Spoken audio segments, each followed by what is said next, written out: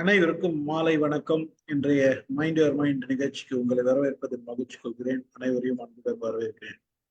இன்றைக்கு நம்முடைய நிகழ்ச்சி 851 கற்க கசடர. இதுதான் தலைப்பு. ஆக்சுவலா திருக்குறள் தலைப்பு தான். திருக்குறள் தான். கற்க கசடர கற்பவை கற்ற பின் நிற்க அதற்கு தகை. இதுதான் ஆக்சுவலா பேச போறார் சாரு. இன்னைக்கு நம்முடைய இணைந்திருப்பவர் கல்வி திலகம் திரு கோமல் தமிழமுதன். அவர் தான் பேச போறாரு. முதுகலை தமிழாசிரியராக இருந்து ரிட்டையர்ட் ஆனவர். இப்போ பல பிள்ளைங்களுக்கு பயிற்சி கொடுத்துட்டு இருக்காரு. இதாவது இந்த பயிற்சி அரசு பணி தேர்வுகளுக்கெல்லாம் பல பயிற்சி கொடுத்துட்டு இருக்காரு. யூபிஎஸ் அந்த மாதிரி இடத்துக்கெல்லாம் பயிற்சி கொடுத்துட்டு இருக்காரு. நிறைய பிள்ளைங்களை தேர்ச்சி பெற வச்சிருக்காரு. நிறைய பிள்ளைங்களுக்கு நிறைய ஊதியம் இதெல்லாம் வாங்கி கொடுத்துருக்காரு.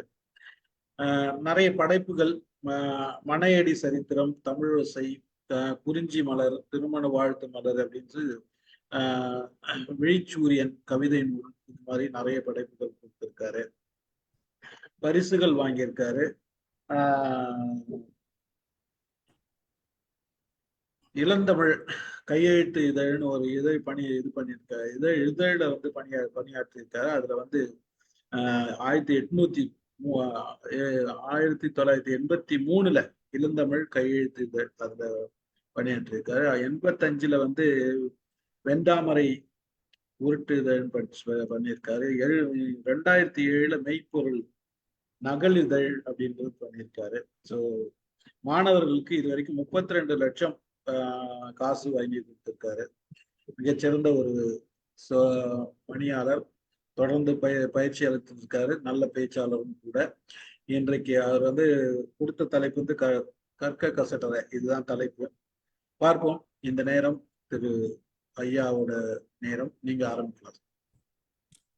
செந்தமிழே உயிரே நருந்தேனே, செந்தமிழே உயிரே நருந்தேனே, செயலினை மூச்சினை உனக்களித்தேனே, நைந்தாயனில் நைந்து போகும் என் வாழ்வு, நைந்தாயனில் நைந்து போகும் என் வாழ்வு, நன்னிலை உனக்கெனில் எனக்கும் தானே என்ற புரட்சி கவிஞன் பாரதிதாசனின் பாட்டு வரிகளை தொட்டும், ஒற்றை தமிழ் மகன் உள்ள வரை, ஒற்றை தமிழ் மகன் உள்ள வரை, அற்றை தமிழ்த்தாய் இங்காட்சி புரியும் வரை, அற்றை தமிழ்த்தாய் இங்காட்சி புரியும் வரை, மற்ற இனத்தார்க்கு மண்டியிடான் மாத்தமிழன், மற்ற இனத்தார்க்கு மண்டியிடான் மாத்தமிழன், மண்டியிட்டால் பிறப்பின் மேலேயும் பெற்றோர் மேலேயும் என்று சற்றும் தயக்கமின்றி சாற்று என்று சொன்ன பாவலர் பெருஞ்சித்திரனார் ஐயா அவர்களையும் தொட்டு தொடங்குகின்றேன்.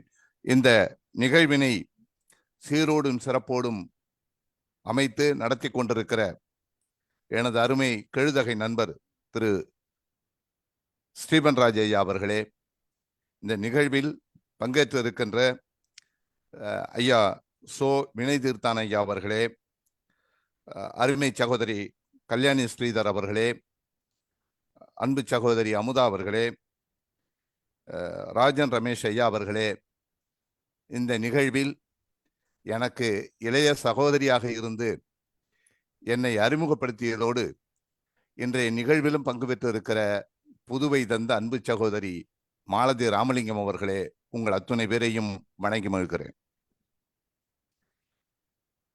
திருக்குறள், திருவள்ளுவர் இன்றைக்கு தமிழை தூக்கி நிறுத்தி இருக்கிற ஒரு நூல் என்று சொன்னால் அதை திருக்குறள் என்று உடனே நாம் எல்லோரும் சொல்லிவிடுவோம்.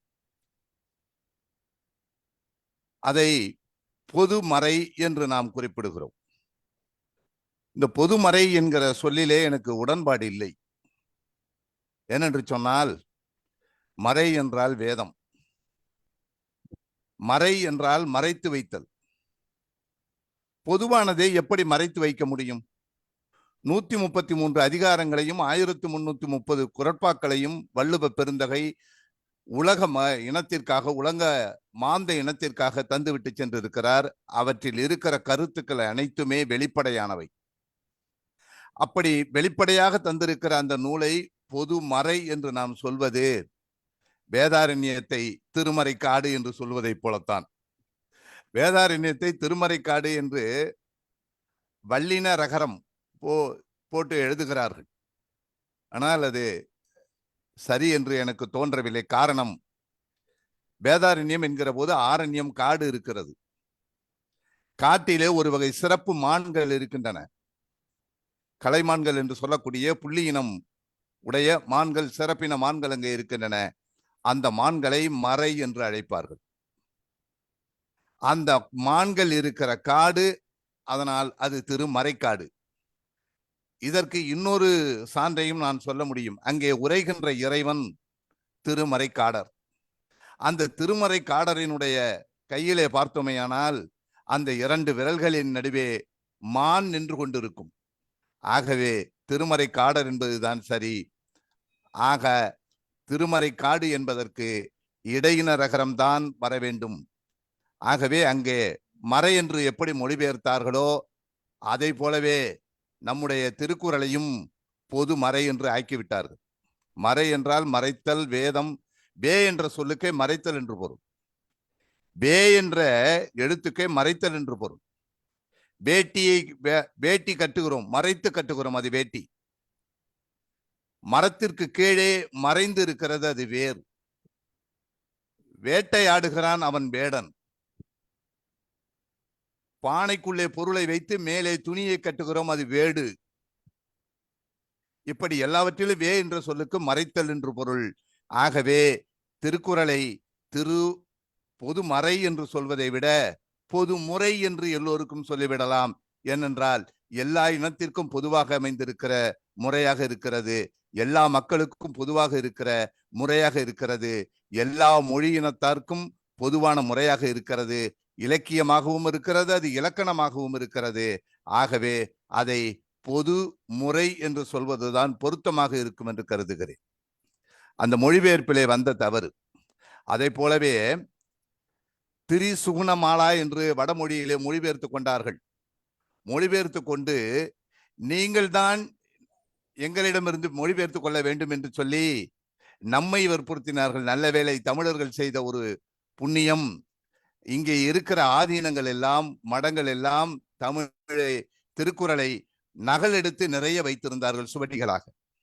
அதனால் திருக்குறள் தமிழனுக்கு சொந்தம் என்பது நியாயமானது. யாமறிந்த புலவரிலே வள்ளுவனை போல், இளங்கோவை போல், கம்பனை போல் யாங்கனிமே கண்டதில்லை, உண்மை வெறும் புகழ்ச்சி இல்லை என்று சொல்லுவான் பாரதி. அதை போல நாம் திருக்குறளை முதலில் பொதுமறை என்று சொல்வதை விடுத்து பொது முறை என்று சொல்ல தொடங்க வேண்டும். எனக்கு இன்னொரு இடர்பாடு உண்டு. திருக்குறளிலே முதல் அதிகாரம் கடவுள் வாழ்த்து என்று இருக்கிறது. பொதுவாக திருவள்ளுவர் எந்த அதிகாரத்தை எடுத்தாலும் 133 அதிகாரங்களிலும் அந்த அதிகாரத்தின் தலைப்பு என்னவோ அதை பற்றியே அவர் பேசியிருப்பார். அந்த சொல்லாக்கம் உள்ளே இடம்பெறும். நீங்கள் எந்த அதிகாரத்தை வேண்டுமானாலும் எடுத்து பார்க்கலாம். ஆனால் கடவுள் வாழ்த்து என்று வருகிற இந்த அதிகாரத்திலே எங்கேயாவது கடவுள் என்ற சொல்லை பயன்படுத்தி இருக்கிறாரா என்று பார்த்தால் சொல்லவே இல்லை. அப்படிப்பட்ட ஒரு அதிகாரத்திற்கு கடவுள் வாழ்த்து என்று பெயர் வைத்தது பின்னால் வந்த விளைவுதானே தவிர திருவள்ளுவர் அந்த பெயரை வைத்திருக்க மாட்டார் என்று நான் கருதுகிறேன். அதற்கு இன்னொரு காரணமும் நான் சொல்கிறேன். எப்பொழுதுமே ஒரு நூலை எழுதுகிற போது முதலில் பாயிரம் வைப்பதுதான் முறை. பாயிரம் என்று சொல்வது அந்த நூலை படிப்பதனால் என்ன பயன் கிடைக்கும், இன்ன பயன் கிடைக்கும், இன்னபடியாக நீ வாழலாம் என்று சொல்கிற முறைதான் பாயிரம். அதிலே சிறப்பு பாயிரம் என்றும் பொது பாயிரம் என்றும் பின்னால் தொல்காப்பியம் நமக்கு இலக்கணம் வகுத்து தந்திருக்கிறது. ஆகவே திருக்குறளினுடைய முதல் அதிகாரம் பாயிரமாகத்தான் இருக்க வேண்டும். அங்கே கடவுள் என்கிற சொல் எங்கேயும் இல்லை. இன்னொன்று, அங்கே சொல்லப்படுகிற செய்திகள் அனைத்துமே இந்த நூலை கற்பதனால் என்ன பயன், இந்த நூல் சுட்டி காட்டுகின்ற பொருளை நீங்கள் படிப்பதனால், கொள்வதனால், நிலை பெறுவதனால் என்ன பயன் என்றுதான் பேசுகிறதே தவிர எந்த ஒரு இடத்திலுமே கடவுளை பற்றி சொல்வதாக, நேரடியாக சொல்வதாக செய்திகள் இல்லை. ஆகவே அங்கேயும் அந்த செய்தி. இன்னொரு செய்தி, திருவள்ளுவர் திருக்குறளை இயற்றுகிற போது அங்கே தமிழை எந்த ஒரு இடத்திலுமே தமிழ் என்ற சொல்லை பயன்படுத்தவில்லை என்று சொல்லுகிறார்கள். எனக்கும் அதிலே உடன்பாடு இல்லை. என்னவென்று கேட்டால், திருக்குறளிலே தமிழை பற்றி பேசியிருக்கிறார். தமிழ் என்ற சொல்லை அவர் பயன்படுத்தி இருக்கிறார். நேரடியாக பயன்படுத்தவில்லையே தவிர அவர் சரியாக சொல்லி இருக்கிறது விதத்திலே அந்த தமிழை அவர் பயன்படுத்தி இருக்கிறார். எந்த குறளிலே பயன்படுத்தி இருக்கிறார்? 1330வது குறளிலே பயன்படுத்தி இருக்கிறாரா? இல்லை. 1000வது குறளிலே பயன்படுத்தி இருக்கிறாரா? இல்லை. 100வது குறளிலே பயன்படுத்தி இருக்கிறாரா? இல்லை. 10வது குறளிலே பயன்படுத்தி இருக்கிறாரா? இல்லை. 1வது குறளிலே பயன்படுத்தி இருக்கிறாரா? ஆம், பயன்படுத்தி இருக்கிறார். எங்கே? அகர முதல எழுத்தெல்லாம் ஆதி பகவன் முதற்றே உலகு. தமிழ் என்ற சொல்லே இல்லையே. வள்ளுவ பெருந்தகை தமிழை முழுமையாக உள்வாங்கியவர். தமிழினுடைய சிறப்புகளை, அதனுடைய விருந்தோம்பலை, இல்லற பண்பை எடுத்து காட்டுகிற போது தமிழனுடைய பண்பாட்டை உலகறிய பறைசாற்றியவர். அப்படிப்பட்டவர் தமிழை சொல்லாமல் போயிருப்பாரா? சொல்லி இருக்கிறார். அகர என்று சொல்கிற முதல் சீரிலேயே வந்திருக்கிறது. அகர என்று சொல்கிற முதல் சீரிலேயே பார்க்க. அகர என்று சொல்லுகிற போதே அதிலே முதல் எழுத்து பொதுவாக உலகத்திலே பேசப்படுகிற மொழிகள் 7202 மொழிகள் என்று ஒரு கணக்கீடு சொல்லுவார்கள். இந்த 7202 மொழிகளையும் நாம் 3 வடிவங்களுக்குள்ளே கொண்டு வந்துவிட முடியும். ஒன்று வட்ட எழுத்து வடிவம், இன்னொன்று பிறை எழுத்து வடிவம், மூன்றாவது குச்சி எழுத்து வடிவம். வட்ட எழுத்து வடிவம் என்று சொல்லுகிற போது மலையாளம், தெலுங்கு போன்ற எழுத்துக்களை சொல்லலாம். பிறை எழுத்து வடிவம் என்று சொல்லுகிற போது அரபு எழுத்துக்களை சொல்லலாம். குச்சி எழுத்து வடிவம் என்கிற சொல்லுகிற போது ஆங்கில எழுத்துக்களை சொல்லலாம். நமக்கு தெரிந்த எடுத்துக்காட்டுகளை சொல்கிறேன். அப்படியே தமிழுக்கு வாருங்கள். அகரம் என்ற எழுத்திற்கு வாருங்கள். ஆ என்று தொடங்குகிற போது வட்டத்தோடு தொடங்குகிறது. ஆ என்ற வட்டத்தோடு தொடங்குகிற அந்த எழுத்து அடுத்து ஒரு பிறையை பெறுகிறது. பிறையை பெற்று ஒரு கிடைமட்ட கோட்டையும் ஒரு செங்கோட்டையும் பெறுகிறது. ஆகவே ஆ என்கிற அந்த எழுத்திற்குள்ளே வட்ட எழுத்தும் இருக்கிறது, பிறை எழுத்தும் இருக்கிறது, குச்சி எழுத்தும் இருக்கிறது. ஆகவே தமிழா தமிழா, உனக்கும் எனக்கும் மட்டுமல்ல தமிழ் தாய்மொழி, உலக மொழிகளுக்கெல்லாம் தமிழ் தாய்மொழியடா என்று சொன்ன அந்த வள்ளுவனுடைய பெருமையை நினைத்து பார்க்கிறேன். வள்ளுவர் உய்த்து உணர்ந்து கொள்ளட்டும் என்பதற்காகத்தான் அகரத்தை முதலில் வைத்து சொன்னார். இறைவனோடு ஒப்புமைப்படுத்தி சொன்னார். இறைவன் ஆதி பகவன் என்று சொல்லுகிற போது பகவன் என்பது நாம் இயற்கையாக வழிபடுகிற அந்த தெய்வத்தை சொல்வதாக எடுத்துக்கொண்டாலும் கூட அதுவும் தமிழும் ஒன்று. ஏனென்றால் இரண்டும் இயற்கையானது என்று சொல்லி தொடங்குகிற அகரத்தில் தொடங்குகிற அவர் மெய்யெழுத்திலே முடித்திருக்கிற அந்த அழகையும் பார்க்கிறோம். இப்படி வரிசையாக நாம் புதுமையை திருக்குறளிலே காலந்தோறும் கண்டுகொண்டே வந்து கொண்டிருக்கிறோம். அப்படி வந்து கொண்டிருக்கிற ஒரு குறள் தான் இன்றைக்கு நாம் எடுத்திருக்கிற கற்க கசடர கற்பவை கற்றபின் நிற்க அதற்கு தக என்கிற இந்த குறள். இந்த குறள் அறம் பொருள் இன்பம் என்று சொல்லப்படுகிற அந்த மூன்று அதிகாரங்களில் 3 பாலிலே பொருட்பாலிலே 2வது அதிகாரமாக இடம்பெறுகிறது. 2வது அதிகாரமாக அது இடம்பெறுவதற்கு காரணம் என்னவென்று சொன்னால், இது பொருட்பால் என்பது அரசன் தொடர்புடைய, அரசனோடு தொடர்புடைய, அமைச்சர்களோடும் படை வீரர்களோடும் தொடர்புடைய அந்த செய்திகளை சொல்ல வந்த பகுதி இந்த பகுதி. அதிலே கல்வியை கொண்டு வைத்திருப்பதனுடைய நோக்கம் போருக்கு தொடர்பான செய்திகளையும் அரசியலையும் வானியலையும் காலத்தையும் பற்றி பேசுகிற அந்த நூல்களை எல்லாம் படிக்க வேண்டும் என்கிற எண்ணத்தினாலே அதை அங்கே வைத்திருக்கிறார். இப்பொழுது அந்த குறளுக்குள்ளே வருவோம். அந்த அதிகாரத்தினுடைய முதல் குறள் கற்க கசடர கற்பவை கற்றபின் நிற்க அதற்கு தக. இந்த குறளை நான் வகுப்புகளிலே சொல்லுகிற போது எனக்குள்ளே ஐயம் எழுந்தது. 3ஆம் வகுப்பு படிக்கிற போதும் இந்த குறள் வருகிறது. 6, 7, 8 வகுப்புகள் படிக்கிற போதும் இந்த குறள் வருகிறது. முதுகலை மேல்நிலை வகுப்புகளிலே 11, 12ஆம் வகுப்புகளிலும் இந்த குறள் வருகிறது. ஆக இந்த குறளினுடைய பொருளை அப்படியே சொன்னால் போதுமா? ஒன்று முடிவெடுத்தேன். இவர்களுக்கு வேறுபாடாக வித்தியாசமாக வேறு எப்படியாவது சொல்ல வேண்டும் என்று முடிவெடுத்தேன். அதன் விளைவாக தோன்றியதுதான் இந்த தலைப்பும் இன்றைக்கு பேசப்போகிற செய்திகளும். கற்க கசடர கற்பவை கற்றபின் நிற்க அதற்கு தக. இந்த குறளுக்கு பொருள் சொல்வதற்கு இந்த திருக்குறளினுடைய முதல் சீரையே நான் எடுத்துக்கொள்கிறேன். எடுத்துக்கொண்டு அப்படியே சொல்லலாம். கற்க, கசடர கற்க, கற்பவை கற்க, கற்றபின் கற்க, நிற்க கற்க, அதற்கு தக கற்க. இப்பொழுது ஒரு முறை ஒரு பகுதி வந்துவிட்டது. அடுத்தது கற்க என்று சொல்லிவிட்டு அப்படி நிற்கிற போது பாருங்கள், கற்க என்பது ஏவல் வினைமுற்று. கற்க என்பது ஏவல் வினைமுற்று. ஒருவனுக்கு கல்வி என்பது தானாக போய் பெற்று விடுவதல்ல, தானாக வந்து கிடைத்து விடுவதல்ல. இவன் முயன்று படிக்க வேண்டும். அது மட்டுமல்ல, அன்றைய காலகட்டத்தில் இன்னார் படிக்கலாம், இன்னார் படிக்கக்கூடாது என்கிற தடைகள் எல்லாம் வேறு இருந்தது. இன்ன வகுப்பினர் படிக்கலாம், இன்ன வகுப்பினர் அதை தொடவே கூடாது என்று கூட இருந்தது. வறுமை ஒரு காரணமாக இருந்தது, வயோதிகம் ஒரு காரணமாக இருந்தது, நேரம் கிடைக்காமை ஒரு காரணமாக இருந்தது, ஆசான்கள் கிடைக்காமையும் ஒரு காரணமாக இருந்தது. இப்படி பல்வேறு காரணங்களால் கற்க முடியாமல் இருந்தது. பொருளாதாரம் மிகப்பெரிய தடையாக இருந்தது. அதனால்தான் கற்கை நன்றே, கற்கை நன்றே, பிச்சை புகினும் கற்கை நன்றே என்கிற அந்த சொல் எழுந்து வந்தது. அது மட்டுமல்ல, கல்வியினுடைய சிறப்பை கற்க என்று சொல்லுகிற போது நீ முயன்று படிக்க வேண்டும், உன்னுடைய முயற்சியால் படிக்க வேண்டும், அது தானாக வாய்ப்பதல்ல என்கிற அந்த பொருள் துணிக்க அங்க சொல்லப்படுவதை நாம் காணலாம். இந்த குறள் முழுவதுமே கட்டளையிடுவது போல திருவள்ளுவர் பேசுவதை பார்க்கலாம்.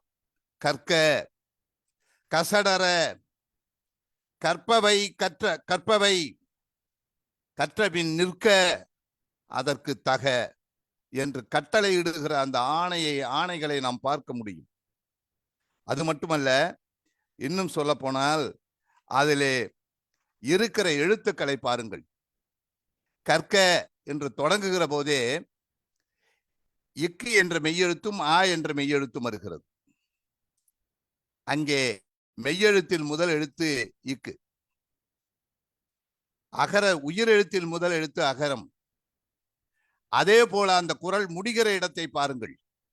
கற்க, கசடர, கற்பவை கற்றபின் நிற்க, அதற்கு தக என்று முடியும். தக முடிகிற இடத்திலும் அதே போலவே உயிரெழுத்து மெய்யெழுத்தும். உயிர் மெய்யுமாக வாழ்கிற இந்த வாழ்க்கை எப்படி இருக்க வேண்டும், எப்படி சிறக்க வேண்டும் என்றால், கற்க, கசடர, கற்பவை கற்றபின் நிற்க, அதற்கு தக என்று சொன்ன வள்ளுவ பெருந்தகையை நாம் பெருமைப்பட நினைத்து பார்க்க வேண்டும். அது மட்டுமல்ல, சொல்லுவார்கள் கம்பராமாயணத்திலே சூர்பனகையை அறிமுகப்படுத்துகிற போது அவள் அரக்கியாக வரவில்லை, அழகியாக வந்தாள். பஞ்சியொளிர் வெஞ்சி குளிர் என்று சொல்லுகிற அந்த பாடல் முழுவதுமே மெல்லின எழுத்துக்களால் நிரப்பி அழகை வழிந்தோடு விட்டிருப்பான் கம்பன். அதை போல வள்ளுவ பெருந்தகை இங்கே வல்லின எழுத்துக்களை நிரம்ப நிரம்ப நிரம்ப வைத்து பாடியிருக்கிறார். பாருங்கள், கற்க, அதிலே 3 எழுத்துக்களுமே வல்லினம். கசடர, அதிலே 5 எழுத்துக்களுமே வல்லினம். கற்பவை, அதிலே யூ ஐ என்று வருகிற அந்த இடத்தில் மட்டும் இடையின எழுத்து வருகிறது, மற்ற எழுத்துக்கள் எல்லாம் வல்லினம். கற்றபின், அதிலே இன் என்று வருகிற அந்த மெய்யெழுத்து மெல்லினம், அதை தவிர மற்ற அனைத்தும் வல்லினம். நிற்க, அனைத்துமே வல்லினம். அதற்கு ஆ உயிரெழுத்து, அதை தவிர மற்ற அனைத்தும் வல்லினம். தக எல்லாமே வல்லினம். ஆக இப்படி பார்த்தால் வல்லின எழுத்துக்கள், வல்லின உயிர்மை எழுத்துக்கள் 16 எழுத்துக்கள் இடம்பெற்றிருக்கின்றன. வல்லின மெய்யெழுத்துக்கள் 6 எழுத்துக்கள் இடம்பெற்றிருக்கின்றன. மொத்தமாக 22 வல்லின எழுத்துக்கள் இடம்பெற்றிருக்கின்றன. மெல்லினமாக எடுத்துக்கொண்டால் அங்கே 2 எழுத்துக்கள் இடம்பெற்றிருக்கின்றன. இடையினமாக எடுத்துக்கொண்டால் அங்கே ஒரே ஒரு எழுத்து மட்டுமே இடம்பெற்றிருக்கிறது. ஆகவே இப்படி எடுத்து பார்ப்போமேயானால் மொத்தமாக உயிரெழுத்து ஒன்று இருக்கிறது. வல்லின எழுத்துக்களால் அந்த செய்யுளை, அந்த குறட்பாவை வள்ளுவ பெருந்தகை பெய்திருப்பதனுடைய நோக்கம் நமக்கு புலப்படுகிறது. அது மட்டுமல்ல, அதை பாருங்க, அந்த காய் என்கிற எழுத்தை எந்தெந்த இடத்துல எல்லாம் பயன்படுத்திட்டு வந்திருக்கிறார் பாருங்க. 7 சீர்களிலும் ககரம் இடம்பெறுகிறது. அந்த திருக்குறளினுடைய 7 சீர்களிலும் ககரம் இடம்பெறுகிறது. கற்க வந்துருது, கசடரக் வந்திருக்கு, கற்பவை வந்திருக்கு, கற்றபின் வந்திருக்கு, நிற்க வந்திருக்கு, அதற்கு ககர வரிசை இடம்பெற்றிருக்கிறது, தக வந்திருக்கு. அடுத்தது வல்லின மெய்யெழுத்துக்களை சொல்லுகிற போது மாணவர்களுக்கு நான் சொல்லுவேன், கசட தபர வல்லினமாம், ஞனன நமன மெல்லினமாம், யரள வளலை இடையினமாம். அங்கே ஒரு அழகான செய்தி ஒன்று இருக்கிறது, அதையும் சொல்லலாம் என்று நினைக்கிறேன். 1, 2, 3 என்றுதான் நாம் சொல்லி பழக்கப்பட்டிருக்கிறோம். முதல் இடை கடை என்றுதான் நாம் சொல்லி பழக்கப்பட்டிருக்கிறோம். ஆனால் தமிழில் மட்டும் வல்லினம் மெல்லினம் என்று 3ஆவதாக இடையினத்தை வைத்திருப்பதனுடைய கேள்வி என்ன, நோக்கம் என்ன என்று நாம் நினைத்து பார்க்க வேண்டும். பார்த்தால் பசி தீரும் என்று ஒரு படம், அதிலே இந்திய சிப்பாயாக இருப்பவன் சீன எல்லையிலே போய் சிக்கிக் கொள்வான் அங்கே இருக்கிற பழங்குடி மக்களிடம். அங்கே இருக்கிற ஒரு பெண் தன்னுடைய மலை ஜாதி மொழியை அவனுக்கு கற்றுக் கொடுப்பாள். அவனால் அந்த மொழியை கற்றுக்கொள்ள முடியாது. உடனே அவன் என்ன செய்வான், தன்னுடைய தாய்மொழியான தமிழ் மொழியை அந்த பெண்ணுக்கு கற்றுக் கொடுப்பான். அந்த பெண் கற்றுக்கொள்வாள். அதுதான் அந்த பாடல் தான் உங்களுக்கு தெரியும், பார்த்தால் பசி தீரும். அன்று ஊமை பெண்ணல்லோ, இன்று பேசும் பெண்ணல்லோ, மணிப்புறாவும் மாடப்புறாவும் சேர்ந்து பேசும் பேச்சல்லோ, மங்கை நானும் தன்னந்தனியே பாடும் பாட்டு பாட்டல்லோ அப்படின்னு அந்த பாட்டு போகும். இந்த பாட்டை கண்ணதாசன் எழுதி கொடுத்து விட்டார், பாடிவிட்டார்கள், எல்லாம் முடிந்து விட்டது. திரைப்படம் முழுவதும் எடுத்து முடித்த பிறகு அந்த திரைப்படத்தை ப்ரீவியூ என்று சொல்லக்கூடிய அந்த தொழில்நுட்ப கலைஞர்களோடு திரையிட்டு பார்க்கக்கூடிய ஒரு காட்சி அது வந்தது. அப்படி வருகிற போது அந்த திரைப்படத்தை திரையிட்டார்கள். அதிலே வருகிற போது இப்படி வந்தது, கசட தபர வல்லினமாம், ஞனன நமன ஞனன நமன மெல்லினமாம், யரள வழலை இடையினமாம் என்று வருவதை யரள வழலை இடையினமாம் என்று நடுவிலே போட்டு ஞனன நமன மெல்லினமாம் என்று கீழே வந்தது. கண்ணதாசன் எழுந்து குதித்து ஆடினார். யார் இப்படி பாடச் சொன்னது, நான் இப்படியா எழுதி கொடுத்தேன். உடனே டி.எம். சௌந்தரராஜன் எழுந்து நின்று, இல்லை இல்லை, நான் பாடியது சரியாகத்தான் பாடியிருக்கிறேன். உடனே எம்.எஸ். விஸ்வநாதன், நான் சரியாக இசையமைத்து இருக்கிறேன், எங்கே கூப்பிடு உதவியாளரை என்னார். பஞ்சு அருணாசலம் அவர் உடையாந்தர். பஞ்சு அருணாசலம் உடையாந்தவரே சொன்னாரு, முதல் இடை கடைன்னு தானே வரும், 1, 2, 3 தானே வரும்னு. எவன் சொன்னா உனக்கு, இலக்கணத்தை முழுமையாக பயின்று வா அப்படின்னு அனுப்பினார். வேறொன்றும் இல்லை, அந்த இக்கு முதல் இன்னு வரை இருக்கக்கூடிய மெய்யெழுத்துக்களை எழுதினால் அந்த எழுத்துக்களை வல்லினம் மெல்லினம் இடையினம் என்று 3 வரிசைகளாக எழுதினால் இக்குக்கு அடுத்தது இங்கு வரும், இங்குக்கு அடுத்தது இச்சு வரும், இச்சுக்கு அடுத்தது இட்டு வரும், இட்டுக்கு அடுத்தது இஞ்சு வரும், இஞ்சுக்கு அடுத்தது இட்டு வரும், இட்டுக்கு அடுத்தது இன்னு வரும், இன்னுக்கு அடுத்தது இந்து வரும், இத்து வரும், இத்துக்கு அடுத்தது இந்து வரும், இந்துக்கு அடுத்தது இப்பு வரும், இப்புக்கு அடுத்தது இம்மு வரும். 5 எழுத்துக்கள் வரிசையாக வல்லின எழுத்துக்களும் மெல்லின எழுத்துக்களும் வரும். அதற்கு அடுத்தார் போல் யரள வயல என்று சொல்லக்கூடிய 6 மெய்யெழுத்துக்களும் தொடர்ந்தால் போல் வரும். அந்த இன் என்கிற எழுத்து முடிந்த பிறகு, யரள வயல என்று சொல்லக்கூடிய இல் என்கிற எழுத்து முடிந்த பிறகு பார்த்தால் வல்லினர இரு வரும். அதனை அடுத்தார் போல் இன்னு வந்து முடியும். ஆகவே வல்லினம் மெல்லினம் அதனை தொடர்ந்து இடையினம் என்று வருவதால் அருமையாக நம்முடைய இலக்கணவாதிகள் வல்லினம் மெல்லினம் இடையினம் என்று வைத்திருக்கிறார்கள். அதே அழகை நாம் இங்கும் நினைத்து பார்க்க வேண்டும் என்று நான் குறிப்பிட விரும்புகிறேன். ஆகவே இங்கே பாருங்க, அடுத்தது கசட என்று சொல்கிற போது அதிலே ச என்கிற வல்லின எழுத்து இடம்பெற்றிருக்கிறது. அடுத்தது ட என்கிற எழுத்தும் அதிலே வந்து விடுகிறது. இப்போ கா பார்த்துட்டோம், ச பார்த்துட்டோம், ட பார்த்துட்டோம். அடுத்தது ப, கற்பவை, கற்றபின் 2லுமே அந்த எழுத்துக்கள் வந்திருக்கின்றன. அடுத்தது அதற்கு த, இத்து அதுலயும் த வந்திருக்கு. அடுத்தது ரகரம், கற்க இரு, கசடர ர, கற்ற 2 எழுத்துமே வந்திருக்கு, நிற்க இரு வந்திருக்கு, அதற்கு வந்திருக்கு. ஆக வல்லின எழுத்துக்கள் 6 எழுத்துக்களையும் பயன்படுத்தி இந்த குறளை பெய்திருக்கிறார் என்பது கூடுதல் ஒரு சிறப்பாகும். ஆகவே இந்த சிறப்புகளை மட்டுமா கொண்டிருக்கிறது? ரமேஷ் ஐயா அவர்கள் அழகாக சொன்னார்களே, கம்பராமாயணத்தை ஏழைகளுக்கும் படிக்காதவர்களுக்கும் பாமரர்களுக்கும் கொண்டு சேர்க்கிற விதமாக நான் பேசுகிறேன் என்று சொன்னார்களே, அதை போல ஒரு செய்தி சொல்ல ஆசைப்படுகிறேன். ஒருவருடைய வாழ்க்கை வரலாற்றை எழுத வேண்டுமானால் எங்கள் மண்ணினுடைய மைந்தர் முத்தமிழறிஞர் கலைஞர் அவர்களிடம் சொன்னால் போதும், அவர் நெஞ்சுக்கு நீதி என்று 6 பாகங்கள் எழுதுவார். தன்னுடைய வாழ்க்கை வரலாற்றை 6 பாகங்கள் எழுதியிருக்கிறார். காந்தியடிகளிடம் சொன்னால் சத்திய சோதனை என்று சொல்லி ஒரு நூலாக தருவார். நம் பள்ளியில் படிக்கிற பிள்ளைகளிடம் சொன்னால் கட்டுரை என்று 4 பக்கங்களிலே எழுதி தருவார்கள். சின்ன குழந்தைகளிடம் பேசச் சொன்னால் ஒரு பக்கத்திலே எழுதுவார்கள். ஆனால் பாருங்கள், ஒரு மனிதனுடைய வாழ்க்கையை வள்ளுவ பெருந்தகை 2 அடிகளிலே எவ்வளவு அழகாக சொல்லி இருக்கிறான். நினைத்து பார்க்கிறேன். அந்த குரல்தான் கற்க கசடர கற்பவை கற்றபின் நிற்க அதற்கு தக. ஒரு குழந்தை 5 வயதாகிறது, தொடக்க பள்ளியிலே போய் சேரப்போகிறது. அந்த வாயிலிலே வள்ளுவ பெருந்தகை நின்று கொண்டிருக்கிறார். அவர் பார்க்கிறார் அந்த குழந்தையை, கற்க என்று வாழ்த்தி உள்ளே அனுப்புகிறார். அந்த குழந்தை படித்து விட்டு வெளியே வருகிறது. 6ஆம் வகுப்பு சேர்வதற்கு போய் நிற்கிறது ஒரு உயர்நிலை பள்ளி மேல்நிலை பள்ளி வாயிலிலே. அங்கேயும் வள்ளுவ பெருந்தகை நின்று வாழ்த்துகிறார். நீ நன்றாக படித்து விட்டு வா, ஐயத்திற்கு இடமில்லாமல் படித்து விட்டு வா, கசடர கற்க என்று அனுப்பி வைக்கிறார். அங்கே படித்து விட்டு வருகிறது.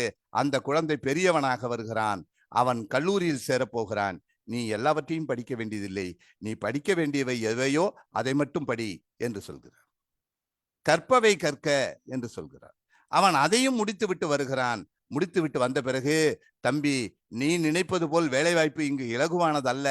நீ எந்த பணியை செய்வதென்றாலும் அதற்கு நுழைவு தேர்வு மாதிரி ஒரு பணிக்கு முன்னாடி உன்னை தேர்ந்தெடுப்பதற்கு ஒரு தேர்வு வைப்பார்கள்.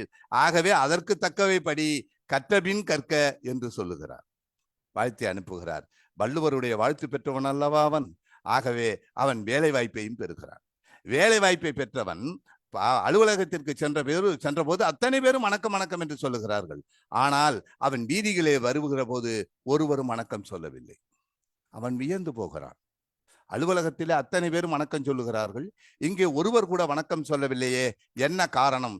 ஏதோ பிழை நடந்திருக்கிறது என்று பார்க்கிறான். அங்கே வள்ளுவர் நின்று கொண்டிருக்கிறார். வள்ளுவர் சொல்கிறார், தம்பி, இந்த உலகத்தில் நீ நிலையாக நிற்க வேண்டும் என்று சொல்கிறார்.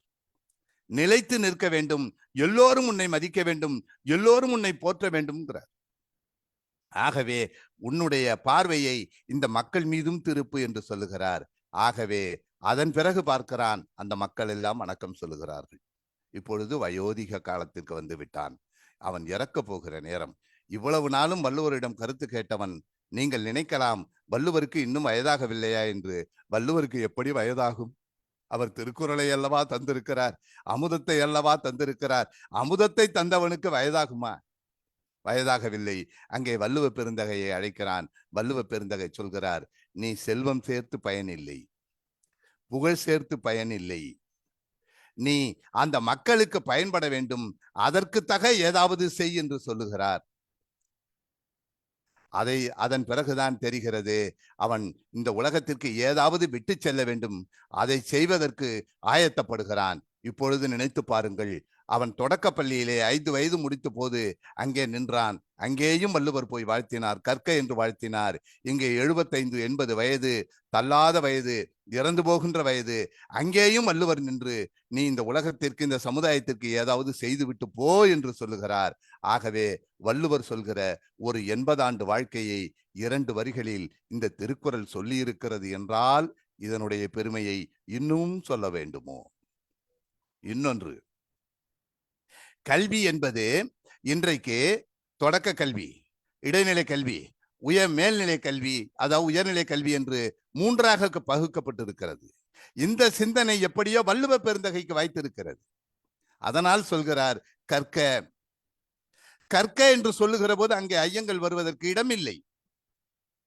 மொழியை கற்றுக்கொள்கிறான், எண்களை கற்றுக்கொள்கிறான். எண்ணென்ப ஏன எழுத்தென்ப இவ்விரண்டும் கண்ணென்ப வாழும் உயிர்க்கு என்று சொல்லக்கூடிய எண்ணையும் எழுத்தையும் கற்றுக்கொள்கிறான். அங்கே ஐயங்கள் வராது. அடுத்து அவன் இடைநிலை கல்விக்கு வருகிற போதுதான் அங்கே ஐயத்திற்கு இடமில்லாமல் கற்க வேண்டும். கசடர கற்க என்கிறார். 5ஐயும் 3ஐயும் கூட்டினால் 8 வருமா, 7 வருமா, 9 வருமா என்ற ஐயம் வரலாம்.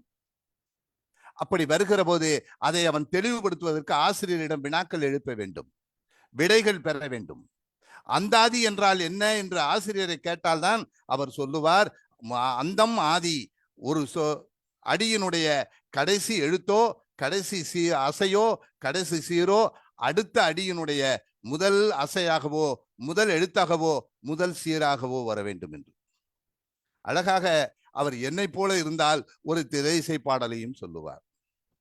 வசந்த கால நதிகளிலே வைரமணி நீரலைகள், நீரலைகள் தொடர்ந்து வந்தால் நெஞ்சிரண்டின் கனவலைகள், கனவலைகள் தொடர்வதற்கோ காமனவன் மலர்கணைகள். அதுக்கு பிறகு அது வேற மாதிரியா போயிடும். இருந்தாலும் அந்தாதி பாடலுக்கு அது ஒரு சிறந்த எடுத்துக்காட்டு.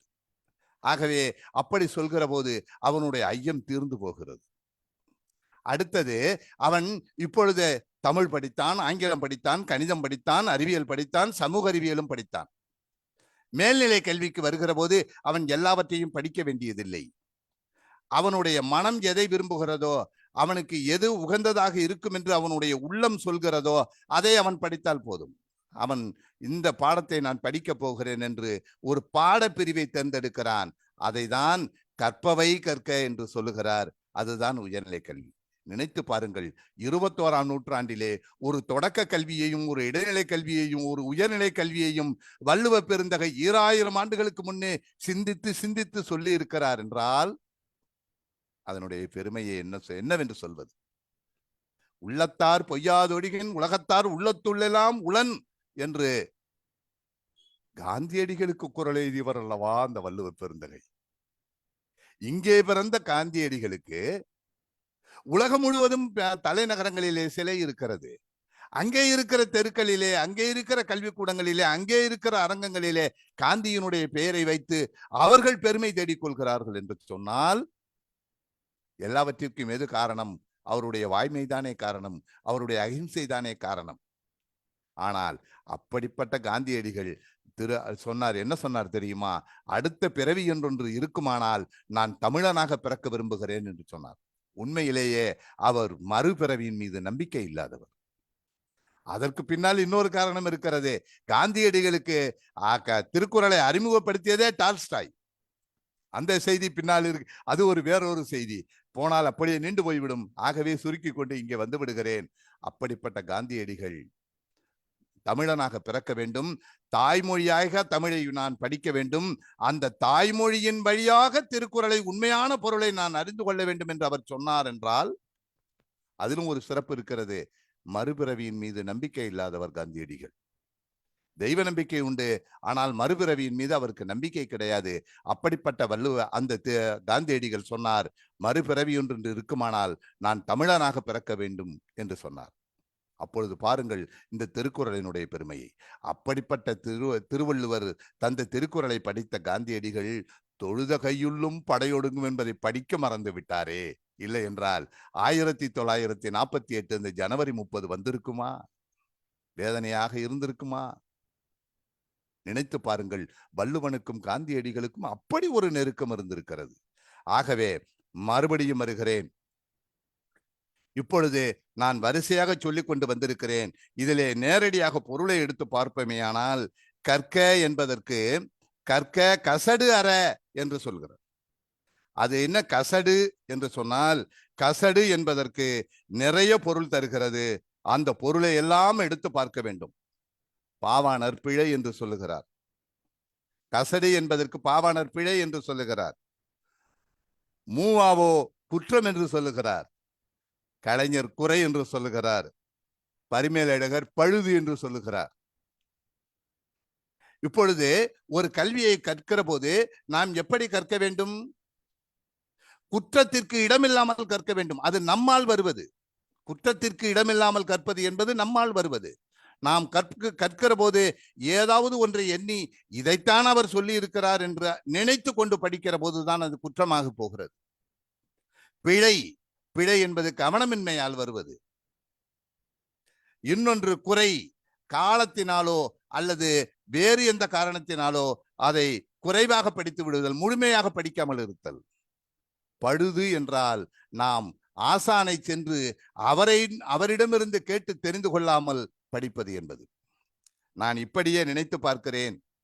அலெக்சாண்டர் அவருடைய ஆசிரியர் அரிஸ்டாட்டில், 3ஆம் பிலிப் அவர்தான் அலெக்சாண்டனுடைய தந்தை. அவனிடம் கேட்டார்கள், உங்களது 4வது மனைவியினுடைய 3வது மகன் பிறந்திருக்கிறானே. உண்மை. 4வது மனைவியினுடைய 3வது மகன் ஒல்லிப்பிச்சான் அலெக்சாண்டர், 7 அடி உயரம். அப்படிப்பட்ட அந்த அலெக்சாண்டர் அவன் பிறந்திருக்கிறான் என்பதை மகிழ்ச்சியோடு அறிவித்த போது பிலிப் சொன்னார், இல்லை, அவன் அரிஸ்டாட்டில் வாழ்கிற காலத்திலே பிறந்திருக்கிறான் என்பதற்காக நான் மகிழ்ச்சி அடைகிறேன் என்று சொன்னார். ஒரு நல்ல ஆசிரியரிடம் என்னுடைய பையனை கொண்டு போய் சேர்க்க வேண்டும் என்று அவர் ஆசைப்பட்டார். அப்படிப்பட்ட ஆசிரியராக அவர் வைத்திருந்தார். அவன்தான் ஆசைப்பட்டான், உலகத்தையே நான் கட்டி ஆள வேண்டும் என்று. உலகத்தையே கட்டி ஆள வேண்டும் என்று ஆசைப்பட்ட அந்த அலெக்சாண்டர் மரணத்தை தழுவுகிற போது தன்னுடைய தளபதியை அழைத்து சொன்னான், தளபதியே, நான் இறந்து போகிற போது நீ 3 காரியங்களை செய்ய வேண்டும் என்று சொன்னான். முதலில் அவன் சொன்னான், நான் போகிற பாதையில் எனக்கு முன்னால் வைரங்களையும் வைடூரியங்களையும் தங்கத்தையும் வாரி இறைக்க வேண்டும் என்று சொன்னான். 2வது, என்னுடைய அந்த பெட்டி, சவப்பெட்டியிலே 2 புறமும் துளையிட்டு என்னுடைய கைகளை வெளியே தெரியுமாறு செய் என்று சொன்னான். 3வதாக அவன் சொன்னான், எனக்கு முன்னால் மருத்துவர்கள் செல்ல வேண்டும் என்று சொன்னான், அறிஞர் பெருமக்கள் செல்ல வேண்டும் என்று சொன்னான். அப்போது தளபதி கேட்டான், அறிஞர்களும் மருத்துவர்களும் ஏன் செல்ல வேண்டும் என்று கேட்டான். எல்லோரும் நினைத்து கொண்டிருக்கிறார்கள், அறிஞர்கள் நம்மால் தான் வாழ்க்கை இருக்கிறது என்று. ஆனால் ஒருவனுடைய காலம் எப்பொழுது முடிகிறது என்று எந்த அறிஞனாலும் சொல்ல முடியாது. போகிற உயிரை எந்த மருத்துவனாலும் பிடித்து வைத்துக் கொள்ள முடியாது.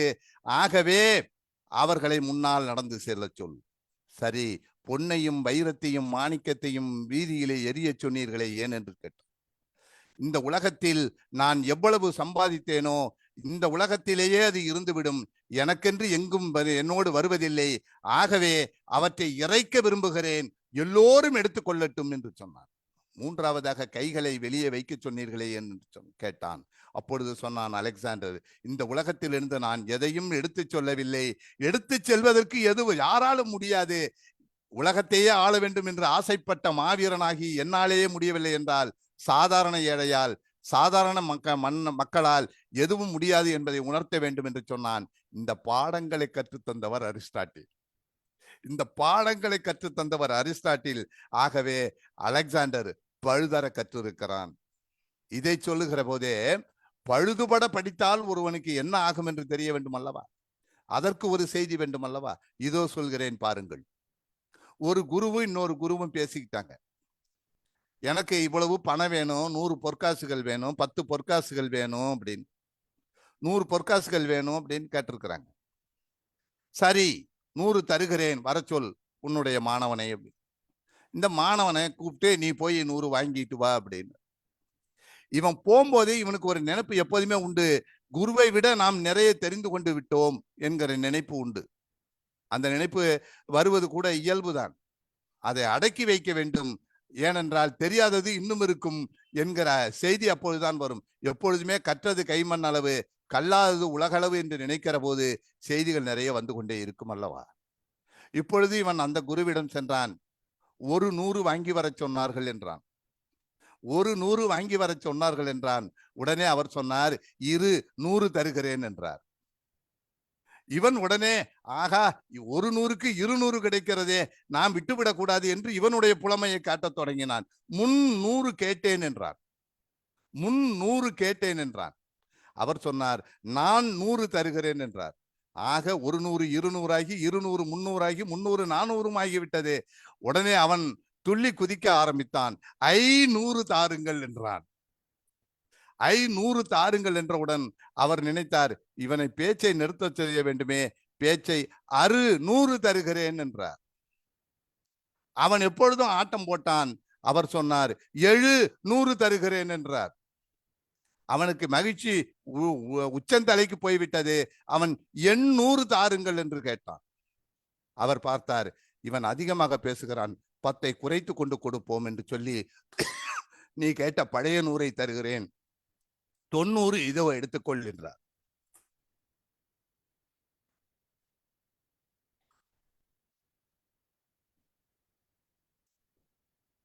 அரைகுறையாக படித்தால் என்ன ஆகும் என்பதற்கு இந்த 100 கதை புரியும் என்று கருதுகிறேன். ஆகவே அப்படிப்பட்ட செய்தி. இன்னொன்று, குற்றமில்லாமல் படிப்பது. குற்றமில்லாமல் படிப்பதனால் என்ன பயன் தெரியுமா? ஒரு முதிர்ந்த ஞான செருக்கு கிடைக்கும். இந்த முதிர்ந்த ஞான செருக்கு என்பது 70-80 வயதிலா கிடைக்கும்?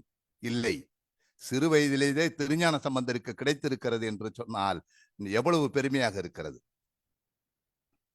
மயிலாப்பூர் என்ற ஊரிலே சிவனேசர் என்று ஒரு சிவபக்தர் இருந்தார். அவருக்கு பூம்பாவை என்ற ஒரு பெண் இருந்தாள். இந்த பூம்பாவை மிக அழகிய பெண். பூம்பாவை நல்ல அழகான பெண். அவர் தந்தை முடிவு செய்தார், தாயில்லாத இந்த பெண்ணை ஒரு நல்ல சிவனடியாருக்கு திருமணம் செய்து தர வேண்டும் என்று ஆசைப்பட்டார். அவள் அதைவிட ஒருபடி மேலே போய் திருஞான சம்பந்தரையே நான் திருமணம் செய்து கொள்ள வேண்டும் என்று ஆசைப்பட்டார். ஒரு நாள் மாலையிலே பேசிக் கொண்டிருக்கும் போது சிவனேசர் சொன்னார், அம்மா பூம்பாவை, உனக்கு ஒரு சிவன் அடியாரையே திருமணம் செய்து வைக்க போகிறேன் என்று சொன்னார். அப்பா, அளவு கடந்த மகிழ்ச்சி அப்பா, நான் இன்னொன்றை நினைத்திருக்கிறேன், அதை ஏற்றுக்கொள்வீர்கள் என்றால் திருஞான சம்பந்தரையே எனக்கு திருமணம் செய்து வையுங்கள் என்றார். மகளினுடைய எண்ணமும் தந்தையினுடைய எண்ணமும் ஒரே எண்ணமாகிவிட்டது, உயர்ந்த நோக்கமாகிவிட்டது. அப்புறம் என்ன என்று நினைக்கிறீர்களா? விதி வந்து விளையாடும் அல்லவா? விளையாடியது. பூப்பறிக்க போன இடத்திலே பூந்தோட்டத்திலே பாம்பு கடித்தது, நாகம் தீண்டியது, அவள் இறந்து போனாள். சிவனேசர் என்ன செய்தார்? என்னுடைய மகள் இறந்து விட்டாளா என்றவர் புத்தி பேதலித்தது போல ஆளானார். அவளை நெருப்பிலிட்டு சாம்பலாக எடுத்து அதை களையத்திலே வைத்து வேடு கட்டி வைத்திருந்தார். இது திருஞான சம்பந்தருடைய சொத்து, அவரிடம் சேர வேண்டிய சொத்து, அவருக்கு தர வேண்டிய சொத்து என்று பிதற்றி கொண்டிருந்தார். ஒரு வேளையாக திருவொற்றியூர் வந்தார் திருஞான சம்பந்தர். திருவொற்றியூர் வருகிறார் என்ற உடனேயே சிவனேசர் முதல் ஆளாக அங்க போய் நின்றார். அவரை வணங்கினார். திருஞான சம்பந்தரை, உங்களுடைய சொத்து ஒன்று என்னிடம் இருக்கிறது, மயிலாப்பூருக்கு வாருங்கள் என்று அழைத்தார். நாளையே வருகிறேன் என்று திருஞான சம்பந்தரும் சொன்னார். மறுநாள் திருஞான சம்பந்தர் மயிலாப்பூர் போனார். அங்கே களையத்தை எடுத்து கொடுத்தார். களையத்தை எடுத்து கொடுத்தவுடன் அவருக்கு ஒன்றுமே புரியவில்லை. என்ன இது என்று கேட்டபோது அவர் முழு கதையும் அப்படியே சொன்னார். அப்படி சொன்ன பிறகு பதிகம் என்று சொல்லக்கூடிய 10 பாடல்களை திருஞான சம்பந்தர் பாடினார். இறைவனை துதித்து சிவனை நினைத்து அந்த பாடல் பாடிய முடித்த பிறகு அவன் இறைவனுடைய அருளால் பூம்பாவை முன்னைவிட பேரழகு வாய்ந்தவளாக தோன்றினாள். உடனே சிவனேசர் சொன்னார், என்னுடைய கடமை முடிந்து விட்டது, இனி உங்களுடைய வாழ்க்கை நீங்கள் வாழ்ந்து கொள்ளுங்கள் என்று கிளம்ப பார்த்தார். நில்லுங்கள் என்றார் திருஞான சம்பந்தர். ஏன் என்று கேட்டார். இந்த பெண் பூம்பாவை உங்களை என்னவென்று அழைப்பாள் என்று கேட்டார். என்னை தந்தை என்று அழைப்பாள் என்று சொன்னார். ஏன் அவள் உங்களை தந்தை என்று அழைக்கிறாள் என்று கேட்டார். உடனே சிவனேசர் சொன்னார், இவள் பிறப்பிற்கு நான் காரணம், ஆகவே என்னை தந்தை என்று அழைப்பாள் என்று சொன்னார். உங்களுடைய மகள் உங்களை தந்தை என்று அழைப்பாள் என்று சொன்னால் அவள் இறந்து போய்விட்டாள். அவளை இப்பொழுது நான் உருவாக்கி இருக்கிறேன் என்று சொன்னால் அவள் என்னை எவ்வாறு அழைக்க வேண்டும் என்று கேட்டார். தந்தை என்று தானே அழைக்க வேண்டும் என்று நாக்கு தடுமாறி சொல்லிவிட்டவர் வார்த்தையை உள்ளே விழுங்குவதற்குள் திருஞான சம்பந்தர் சொன்னார், அப்படியே ஆகட்டும், அவள் என்னை தந்தை என்றே அழைக்கட்டும் என்று சொன்னார். நினைத்து பாருங்கள், முன்னை விட பேரழகு வாய்ந்த பெண் பூம்பாவை, அவள் மனம் விரும்பி தன்னை ஏற்றுக்கொள்கிறாள். நினைத்திருந்தால், அரைகுறை அறிவிருந்தால், மெய்யறிவு இல்லாதிருந்தால் அவர் நிச்சயமாக போயிருப்பார். இன்றைய ஆன்மீகவாதிகளும் பலர் அப்படித்தான் இருக்கிறார்கள். ஆனால் உண்மையான ஆன்மீகத்தை நாம் திருஞான சம்பந்தரிடம் காண முடிகிறது. காரணம், அவர் கற்க கசட அற கற்பவை கற்றபின் நிற்க அதற்கு தகை என்று நிலைத்து வாழ்ந்திருக்கிற பேருண்மையை காண முடிகிறது. ஆகவே இப்படி நிறைய பொருள் சொல்லிக் கொண்டே போகலாம். என்றாலும் கூட காலம் கருதி என்னுடைய உரையை அடக்கி வைக்க நினைக்கிறேன். ஆகவே திருக்குறளை நீங்கள் எந்த குறளை எடுத்தாலும் அந்த குறளுக்குள் இன்னொரு செய்தி பொதிந்து கிடக்கிறது. ஏதேனும் ஒரு சொல்லை சுற்றித்தான் அந்த சொல் வந்து கொண்டிருக்கிறது. இங்கே இந்த குறளிலே பார்ப்போமேயானால் கற்க என்ற சொல்லை சுற்றியே அதனுடைய பொருள் வந்து கொண்டிருக்கிறது. கற்க கசடர, கற்பவை கற்ற, கற்க கற்றபின் கற்க, நிற்க கற்க, அதற்கு தகைய கற்க என்று கற்க என்ற சொல்லை சுற்றிலுமே அந்த மற்ற 6 சீர்களும் நின்று அந்த பொருளை எவ்வாறு தந்து கொண்டிருக்கிறதோ இதை போல எல்லா குறளிலுமே அமைந்திருக்கிறது. அப்படி பார்ப்பதுதான் வள்ளுவத்தினுடைய நெஞ்சை நாம் பெற்றிருக்கிறோம் என்று நினைக்கிறேன். அப்படி இருக்குமானால் மகிழ்கிறேன், மகிழ்ச்சி அடைகிறேன். இந்த செய்திகளை உங்களிடம் பகிர்ந்து கொண்டதில் நானும் மகிழ்ச்சி அடைகிறேன். உங்களோடும் பேச இருக்கிறேன். மிக்க நன்றி. வாழ்க தமிழ், வெல்க தமிழ். நன்றி, வணக்கம். அருமை. எல்லாரும் ஒரு கைதரலாம். ஐகான்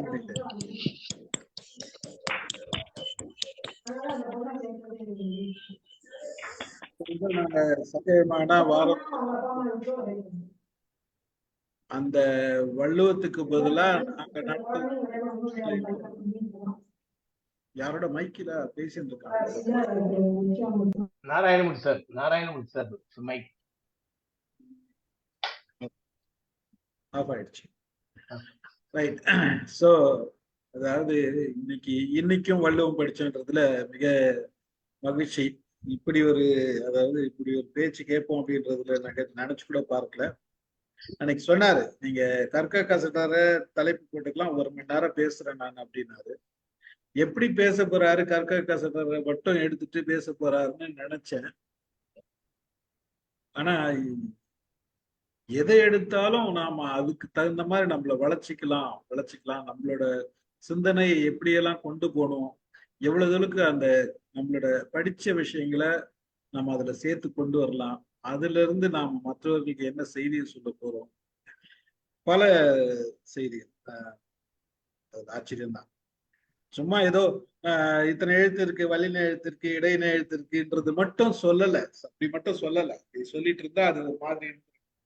பட் அதையும் அதனுடைய சிறப்பையும் சொல்லிட்டு, அது ஏன் போட்டார் வள்ளுவர்ன்றதையும் சொல்லிட்டு, அதுக்கு கண்ணதாசன் பாடலையும் பாடி, பார்த்தால் பசி தீர்த்தையும் கொண்டு வந்து, அப்புறம் அந்த அந்தாதி சொன்னீங்க.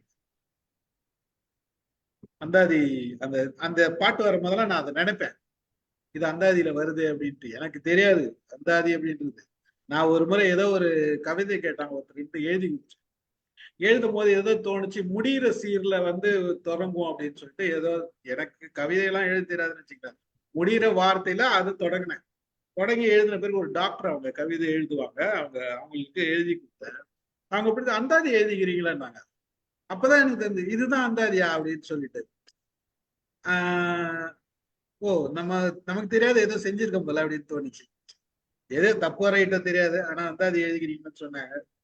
அந்த மாதிரி இப்ப அதை பத்தியும் பேசணும். நம்ம அந்த பாடல் வரும்போதெல்லாம் மிக சிறப்பா ரசிக்க தோணும். அந்த வரிகள் ரொம்ப முடிந்ததுல இருந்து தொடங்குறதுன்றது ஒரு நல்ல மெத்தடு. அலெக்சாண்டரை பத்தி பேசுனீங்க, கடைசியில காந்தியை பத்தி பேசுனீங்க, இப்ப நம்ம ஞானசம்பந்தரை பத்தி பேசுனீங்க. அருமை. எக்கச்சக்கமா பேசிருக்கீங்க. எதை விடுறது எதை சொல்றதுன்னு தெரியல. பார்ப்போம். ஒரே ஒரு செய்தி விடுபட்டு போயிருக்கு, அதையும் சொல்லிடுறேன். கற்க கசடர கற்பவை கற்றபின் நிற்க அதற்கு தக. அந்த குறள்ல எந்த சொல்லுலையாவது துணைக்கால் இருக்கா பாருங்க. கற்க துணைக்கால் இல்ல, கசடர துணைக்கால் இல்ல, கற்பவை துணைக்கால் இல்ல, கற்றபின் துணைக்கால் இல்ல, நிற்க துணைக்கால் இல்ல, அதற்கு தக துணைக்கால் இல்ல. ஏனென்றால் கற்றவனுக்கு துணைக்கால் தேவையில்லை, சொந்த காலிலேயே நிற்பான். இல்ல, இதுக்குள்ளார இன்னொரு செய்தி இருக்கு. திருவள்ளுவர் இதைத்தானா, இப்படி நினைத்துத்தானா இந்த குறளை எழுதியிருப்பார் என்று நீங்கள் நினைக்கக்கூடும். ஆம், இப்படி நினைத்துத்தான் இந்த குறளை அவர் எழுதியிருக்கிறார் என்பதற்கு 7வது குறளை பாருங்கள்.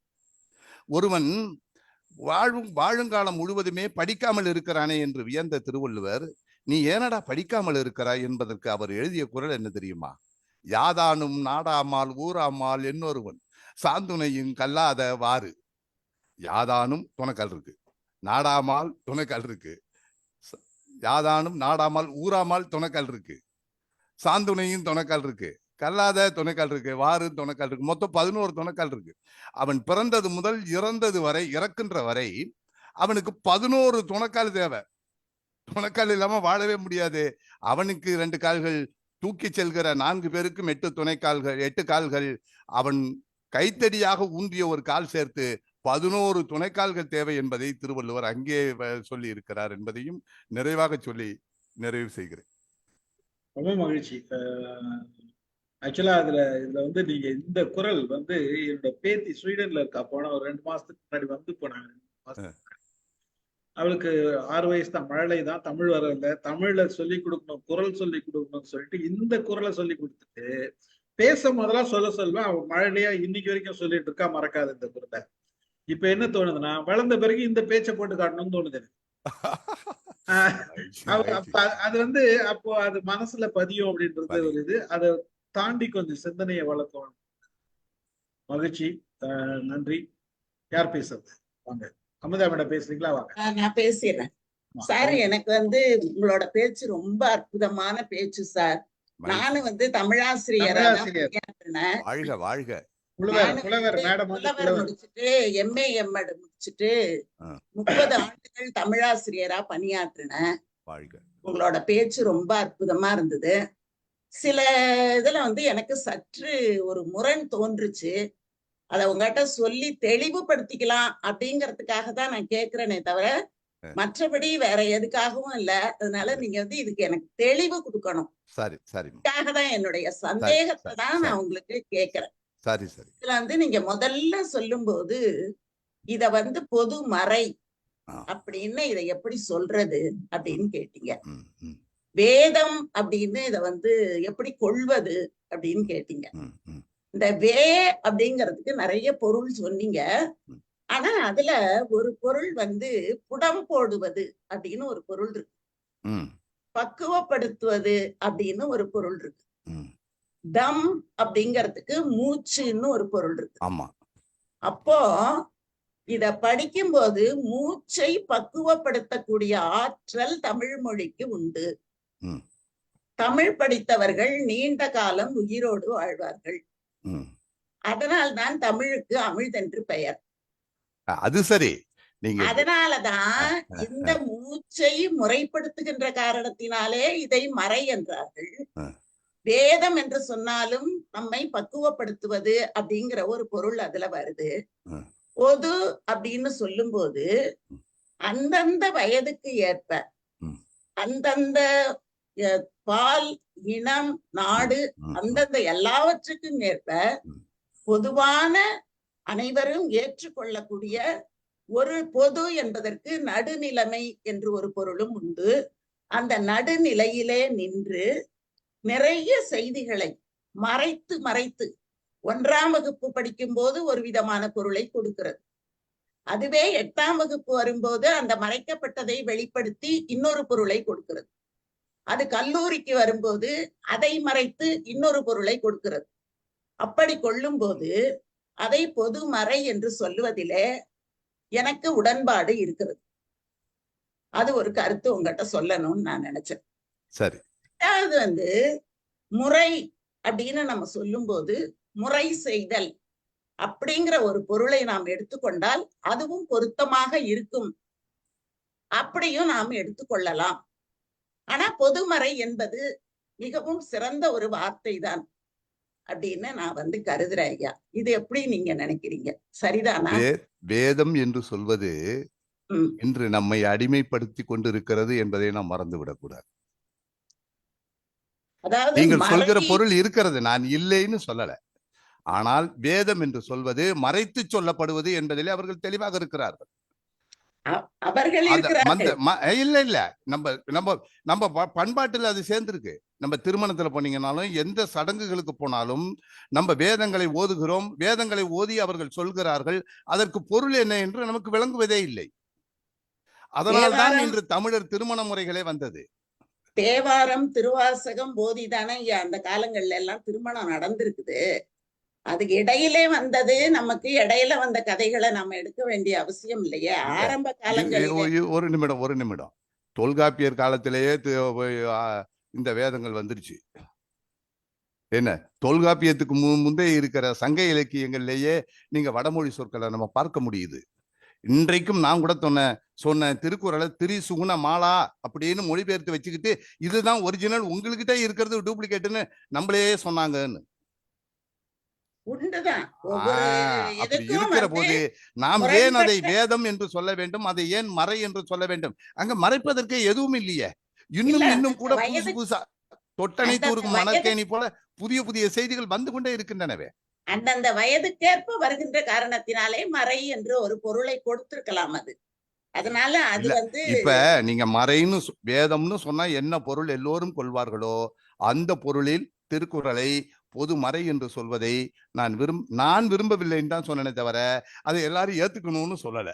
என்னுடைய கருத்தை தான் நான் வச்சேன். பணிவாக என்னுடைய கருத்து. நீங்க என்னை விட எவ்வளவோ மூத்த, நீங்க எவ்வளவோ இல்ல அதுதான் உண்மை.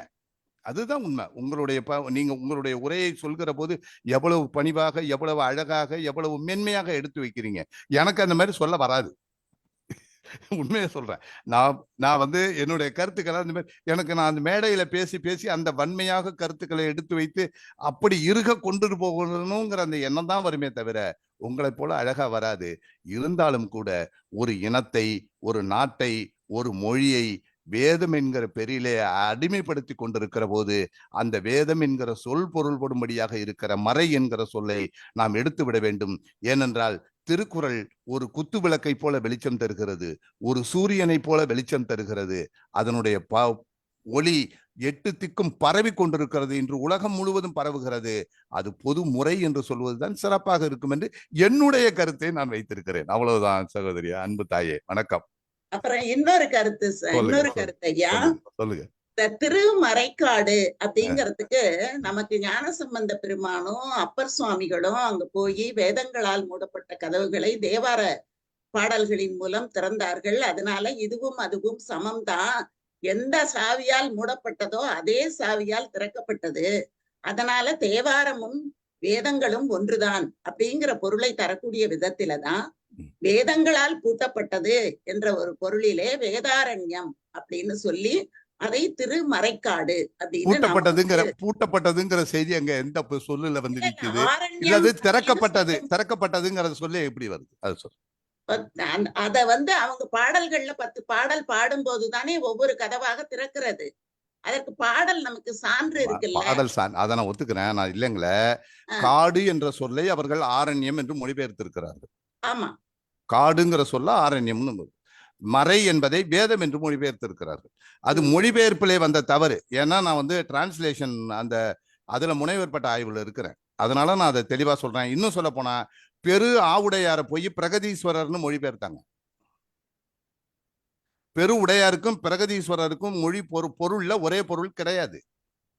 இது போல தமிழ்நாட்டிலே இருக்கிற பல இடங்கள்ல சிவபெருமானுடைய பெயர்களை, திருமாலினுடைய பெயர்களை விஷ்ணுவோட பெயர்களாக மாற்றுகிற போது வடமொழி பெயர்களை வைத்து நம்மை வேறொரு இடத்திற்கு அழைத்து சென்றிருக்கிறார்கள். அறிந்த இடத்திலிருந்து அறியாத இடத்திற்கு, வெளிச்சத்திலிருந்து இருட்டிற்கு கொண்டு சென்றிருக்கிறார்கள் என்பதை மிக பணிவோடு உங்களிடம் தெரிவித்துக் கொள்கிறேன். நன்றி ஐயா. ஆனா இப்ப நம்முடைய நடராஜ பெருமான் எங்கெல்லாம் இருக்காரோ அங்கெல்லாம் அவருடைய கைகளிலே மான்கள் இருக்கின்றன. அப்போ அந்த ஒரு கோயில்ல மட்டும்தான் அவர் கையிலே மான் வைத்திருக்கிறார் என்பது பொருள் அல்ல. எல்லா கோயில்லையும் அவர் கையில மான் வைத்திருக்கிறார். மறை என்று சொல்லுவது மான். நீங்க சொல்ற இடையினரா போட்டோம்னா மான் தான். அப்போ அவர் இருக்கக்கூடிய இடங்களிலே எல்லாம் நாம அந்த பொருளை பயன்படுத்துவதில்லை. இதுலதான் நம்ம பயன்படுத்தி இருக்கிறோம் என்று 10 பாடல்கள் சான்று காட்டிய பிறகு நாம அப்படி இல்லைன்னு சொல்லும் போது தேவாரத்தையே மறுப்பதாக ஆகிவிடாதா? தாயே, மீண்டும் ஒரு முறை வணங்குறேன். நானும் ஆன்மீகவாதி தான், அதுல எல்லாம் ஐயம் இல்லை.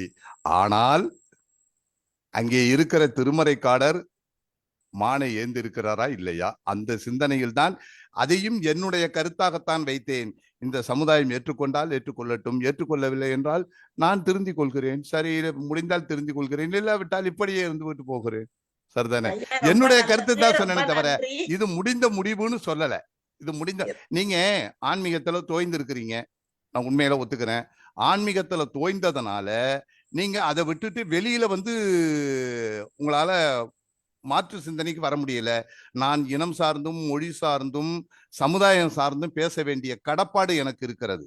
ஆகவே நான் ஆன்மீகத்தின் பேரால் அடிமையாகுவதை நான் விரும்பவில்லை. ஐயா, எனக்கு சமஸ்கிருத ஸ்லோகங்கள் சொல்வது பிடிக்காது. எங்க கல்யாணம் தமிழ் கல்யாணம், தேவார திருவாசகங்கள் பாடிதான் எங்க வீட்டுல கல்யாணமே நடந்தது. மகிழ்ச்சி. எங்க அப்பாவோட கல்யாணம் வளையாபதி அடிகளாரோட தலைமையில தமிழ் பாடல்கள் பாடிதான் கல்யாணம் நடந்தது. எங்க வீட்டு திருமணங்கள் முழுவதுமே தமிழ் திருமணங்கள் தான். நாங்க வந்து கோயிலுக்கெல்லாம் ரொம்ப போக மாட்டோம். சொல்லிட்டீங்களா? அவ்வளவுதான். நானும் நீங்களும் ஒண்ணு. கிடையாது.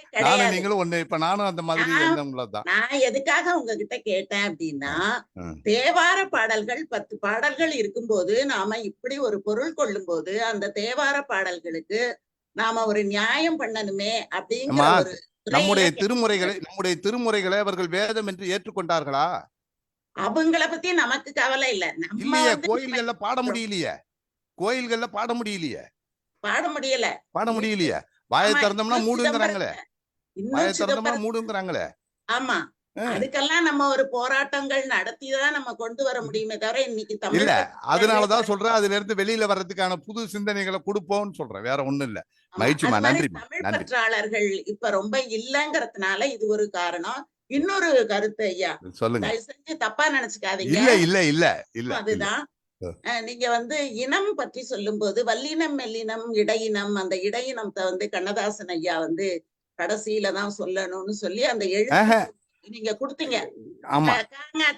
கொடுத்தீங்க. அது வந்து எழுத்து அளவுல இருக்குது. ஆனா ஒலி அளவுல நாம ஒலிக்கும் போது வல்லின எழுத்துகள் மார்பில் இருந்தும் மெல்லின எழுத்துகள் மூக்கில் இருந்தும் இடையின எழுத்துகள் கழுத்தில் இருந்தும் பிறக்கின்றனன்னு நம்ம படிக்கும் போது வல்லினங்கும் போது அப்படின்னு சொல்லணும். இடையினம் மெல்லினம் அப்படின்னா அந்த வரிசைப்படுத்தி அந்த பாடலை அவங்க கொடுத்திருந்திருக்கலாம். அதனால அது வந்து ஏற்றுக்கொள்ள வேண்டிய ஒரு செய்தி மாதிரி நான் வந்து கருதினேன். சரி.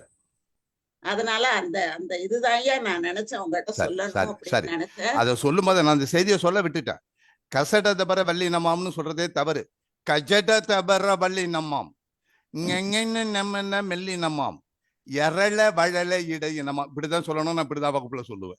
ஆமா, அப்படி யாரும் இங்கே ஓரினமா கடைசி வரி எல்லாரும் இங்க ஓரினம் தான். எல்லாரும் ஓரினம் தான். ஆமா, நாம அப்படிதான் நம்ம அந்த பாடலை சொல்லி கொடுத்து முடிப்போம். அந்த முறைப்படி கண்ணதாசன் வைத்திருக்கலாம் அப்படின்னு. அவரு பஞ்சு அருணாசலம் உதவியாளர் எழுதின தவறு அது அவரே ஒத்துக்கிட்டாரு. அவரே ஒரு இதுல சொன்னாரு, ஒரு நிகழ்வுல அவர் சொல்லியிருக்காரு. ஆமா, அதனால அப்படி வச்சிருந்திருக்கலாம் அப்படின்னு நான் நினைத்தேன். உங்களுடைய பேச்சு ரொம்ப அற்புதமா இருந்தது, ரொம்ப சிறப்பா இருந்தது. வாழ்க. நீங்க தொடர்ந்து உங்களுடைய தமிழ் பணியை ஆற்றுங்கள்.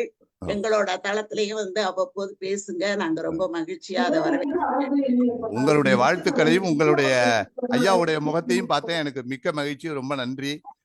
நான் பேரு பெற்றவன் இன்னைக்கு. வணக்கம் ஐயா, ரொம்ப நன்றி. ரொம்ப வாழ்த்தாதீங்க. வந்து ரொம்ப பெருமை இல்ல, சாதாரணத்திலயும் சாதாரணம் தான். ரொம்ப நன்றி. இது சார், ஆக்சுவலா வந்து அவங்களுக்கு கொஞ்சம் உடல் நலம் சரியில்லை. நான் வம்புக்கு இழுத்துட்டனோ எனக்கு பயமா இருக்கு. இல்ல தமிழும் எழுந்து உக்காந்துட்டாங்க. இல்லன்னா ஆக்சுவலா வந்து அதான் சொன்னாங்க, நான் முதல்ல சொன்னாங்க, ஒரு அன்பு சகோதரி சொன்னாங்க உடல்நிலை சரியில்லாம இருக்காங்க. மகிழ்ச்சி மேடம். அருமை. ரொம்ப நன்றி ஐயா, ரொம்ப நன்றி சார். வரேன் சார். நன்றி மேடம். நாராயணன் சார் வாங்க. சார் வணக்கம். நான் ஒரு 15 நிமிஷம் தாமதமா வந்தேன். சரி. ரெக்கார்டிங் கேட்டுக்கிறேன். ரொம்ப அற்புதமான ஒரு விஷயம். இந்த ஆண்டு இறுதியில வந்து தமிழ் உரை ரொம்ப அற்புதமா இருந்தது. வந்து அடுத்தது எனக்கு வந்து ஒரு சின்ன என்னன்னா, தமிழ் எழுத்துக்கள் வரிசையில வந்து வல்லினம் மெல்லினம் இப்படி 10 வந்து, அதுக்கப்புறம் எரள வழல வரிசையா இடையினம் வந்து, கடைசியா ஒரு வல்லினம் ஒரு மெல்லினம் வந்து. அதுக்கு ஏதாவது காரணம் இருக்குங்களா? இல்ல, அந்த எழுத்துக்களினுடைய அமைப்பு அப்படிதான் வச்சாங்க. வச்ச பிறகுதான் இந்த வகையை பிரிச்சாங்க. நீங்க வந்து வகையை பிரிச்சு விட்டு எழுத்துக்களை வைத்திருந்தா நீங்க அந்த மாதிரி வச்சிருக்க வேண்டியது இல்ல. வல்லின எழுத்துக்கள் 6 மெல்லின எழுத்துக்களை வச்சிருந்திருக்கலாம். ஆனா முதல்ல எழுத்துக்கள் உருவானது என்னன்னு கேட்டீங்கன்னா, என்மனார் புலவர் என்ப தொல்காப்பியர் சொல்லும் போதே இப்படிதான் சொல்றாரு எல்லாமே. அவரு இலக்கணம் வகுக்கும் போதுதான் அவர் இந்த முறையை கொண்டுட்டு வர்றாரு. அவருக்கு முன்னாடியே அந்த எழுத்துக்கள் தோன்றி விட்டன. அதனாலதான் இப்படி வருது. அதுக்கு மேல எனக்கு அதுல விளக்கம் இருப்பதாக எனக்கு தெரியல. இருந்தா நீங்க உங்கள்கிட்ட இருந்தாலும் நீங்க சொல்லலாம், நான் கேட்டுக்கிறேன். சரி, நானும் பார்த்தேன். சரி, ரொம்ப அற்புதம் சார். நீங்க கற்க கசடர கற்ப அந்த குறளுக்கு வந்து அற்புதமான விளக்கம் சொன்னீங்க. அதே இதுல 7வது குறள் வந்து யாதானும் நாடாம் துணைக்கால் வந்து வர்றது வந்து இது வந்து புதிய செய்தி. இது உண்மையாவே கற்க கசடர கற்றவை கற்றவின் வந்து இதுல வந்து முற்றிலுமாவது வல்லின எழுத்துக்கள் வர்றது வந்து ரொம்ப அருமை. அது சரி சரி. நான் திருக்குறள் படிச்சிட்டு இருக்கேன். நான் வேற ஒரு உரை ஒண்ணு படிச்சிட்டு இருக்கேன். நான் அந்த குறளுக்கு வரல என்ன நானு. சரி சரி. அதனால வந்து இது அதுக்கு பொருந்தி வருமாங்கிறத பாக்குறேன் நானு. சரி. அதாவது இன்றைய காலத்துல வந்து தமிழை வந்து முறையா பேசுறதுக்கே வந்து ஒரு குறைவான ஆட்கள் தான் இருக்கிறாங்க. அந்த வகையில நீங்க வந்து பேசுறது மிக்க மகிழ்ச்சி எனக்கு. ஏன்னா நான் வந்து ஒரு தமிழ் மாணவன் மத்தியில் பெருமை கொள்கிறேன். நான் முறையாக தமிழ் கற்றவன் இல்லை. தமிழ் ஆர்வத்தினால் நான் வந்து சிறு வயசுல இருந்தே நான் வந்து தமிழ் ஒன்று சொல்லிக்கிறதுன்னு நினைக்கிறேன். நான் வந்து கல்லூரியில பிஎஸ்சி கெமிஸ்ட்ரி. அப்படியா? அற்புதம். அதன் பிறகு BA Tamil, MA Tamil, BEd Tamil, MEd Tamil, MPhil Tamil, PhD இப்ப ஆய்வு நிலையில இருக்கேன், அதுவும் தமிழ். எல்லாமே எங்க இருந்து வந்ததுன்னா 6, 7, 8 வகுப்புகள் படிக்கும் போது எனக்கு 2 தமிழாசிரியர்கள் வாழ்க்கையில உதவுனாங்க. தமிழ்மணின்னு ஒரு தமிழ் ஐயா, அவர் வந்து தமிழாவே மாறினாரு, என்னையும் தமிழ் ஆக்குனார். இன்னொருத்தர் செந்தமிழ்ச்சேரன் பேரு, அவரோட கையெழுத்தை அப்படியே மணிமணியான கையெழுத்து அப்படியே பின்பற்றின, அவரும் தமிழ் பற்று. இந்த 2 பேரும் எனக்கு வாழ்க்கைக்கு வழிகாட்டினாங்க. மற்றபடி ஒரு ஆசிரியர் எப்படி இருக்கணுங்கிறதுக்கு இயற்றமிழ் பயிற்றகம்னு திருவாரூர்ல தாசா தமிழனார்னு அப்படின்னு ஒருத்தர். அவர் வந்து எப்படின்னா தூய தமிழ்ல எவ்வளவு மணி நேரம் வேணாலும் பேசுவார். குங்குமம் இதழ்ல பராசக்தி பதில்கள்னு கலைஞர் எழுதிக்கிட்டு இருந்தாரு. அப்போ வந்து ஒரு நேயர் கேட்டிருந்தாரு, நான் ஒருவருடன் 1 மணி நேரம் தூய தமிழில் பேச விரும்புகிறேன், தமிழ்நாட்டில் ஆள் இருக்கிறார்களா அப்படின்னு நக்கலா கேட்டிருந்தாரு. அதற்கு கலைஞர் சொன்ன பதிலு, நீங்கள் நினைத்தால் 1 மணி நேரம் அல்ல 24 மணி நேரமும் திருவாரூரில் இருக்கிற ஒரு தமிழறிஞரோடு பேச முடியுமா என்று பாருங்கள். அவர்தான் திருவாரூர் இயற்றமிழ் பயிற்றகத்தினுடைய நிர்வாசான் தாசா தமிழனார், சரவண தமிழனார் அப்படின்னு எழுதினாரு. அவரை பின்பற்றி வந்த மாணவன் நான் என்பதிலே பெருமை சார். அதாவது இது கேட்கறதுக்கு மிகுந்த மகிழ்ச்சியா இருக்கு. அதாவது உண்மையா நாங்க தூய தமிழ்ல பேசுவோமா அப்படிங்கிறது ஒரு ஐயம்தான் அது. ஏன்னா நாங்க வேலை செஞ்ச சூழல் அது மாதிரி அமைஞ்சு போச்சு. நானும் பிஎஸ்சி மேக்ஸ் தான் தமிழ். நீங்களா அதுக்கப்புறம் பிஏ தமிழ் கத்துக்கிட்டீங்க, நாங்க அது கூட கத்துக்கல. இருந்தாலும் ஆர்வத்துல வந்து தமிழ் இலக்கணம் தமிழ் எல்லாம் கத்துக்க அந்த தொடர்புல இருந்துட்டு இருக்கேன். நான் ரொம்ப வருஷமா இருந்துட்டு இருக்கேன். நான் வாழ்க. ஆனால் இன்றைக்கும் வருகிற புது நூல் வரைக்கும் எனக்கு செய்திகள் தெரியும். இணைய வழியில தேடுவேன். தட்டச்சிலிருந்து எல்லாமும் செய்ய தெரியும். முழுசா என்ன நான் தினமும் எழுதுறேன், தினமும் படிக்கிறேன், எல்லா பணிகளையும் செய்து கொண்டிருக்கிறேன். சின்ன பிள்ளைகள்ல இருந்து 30, 35, 40 வயது இளைஞர்கள் வரை எல்லோருக்கும் தமிழை கொண்டு சேர்க்கிறேன். இப்ப பணியில இருக்கீங்களா ஐயா? இல்ல, பணி முடிஞ்சிட்டு தமிழ்நாடு அரசு பணியாளர் தேர்வாணைய வகுப்புகள் ஒரு 5 இடங்கள்ல தனித்தனியா நடத்திக்கிட்டு இருக்கிறேன். ஊதியத்துக்கும் நடத்திட்டு இருக்கேன், ஊதியம் இல்லாமலும் நடத்திக்கிட்டு இருக்கேன். சிறுவர் உலா நூலகம், வாழ்க தமிழ் சிறுவர் உலா நூலகம்னு ஒரு நூலகம் 13 வயதுக்கு உட்பட்ட பிள்ளைகளுக்காக கொண்டு போய் சேர்த்துக்கிட்டு இருக்கிறேன். அப்புறம் இந்த திருவள்ளுவர் நாள் அன்னைக்கு திருவள்ளுவர் விழா ஆண்டுதோறும் நடத்தி 300 குழந்தைகள் கலந்துக்குவாங்க. அந்த 300 பேருக்கும் பரிசு உண்டு. அப்படி ஒரு விழா நடத்துவேன். நான் தொடர்பு கொள்றேன். எந்த நேரத்துல உங்களை தொடர்பு கொள்ளலாம்? மாலை நேரத்துல இரவு 8 மணிக்கு மேல. நன்றி. மகிழ்ச்சி. நன்றிங்க ஐயா, நன்றி. உங்களுடைய வாழ்த்துக்களுக்கு மீண்டும் மீண்டும் நன்றி. நன்றி. வணக்கம். நன்றி நாராயணமூர்த்தி சார்.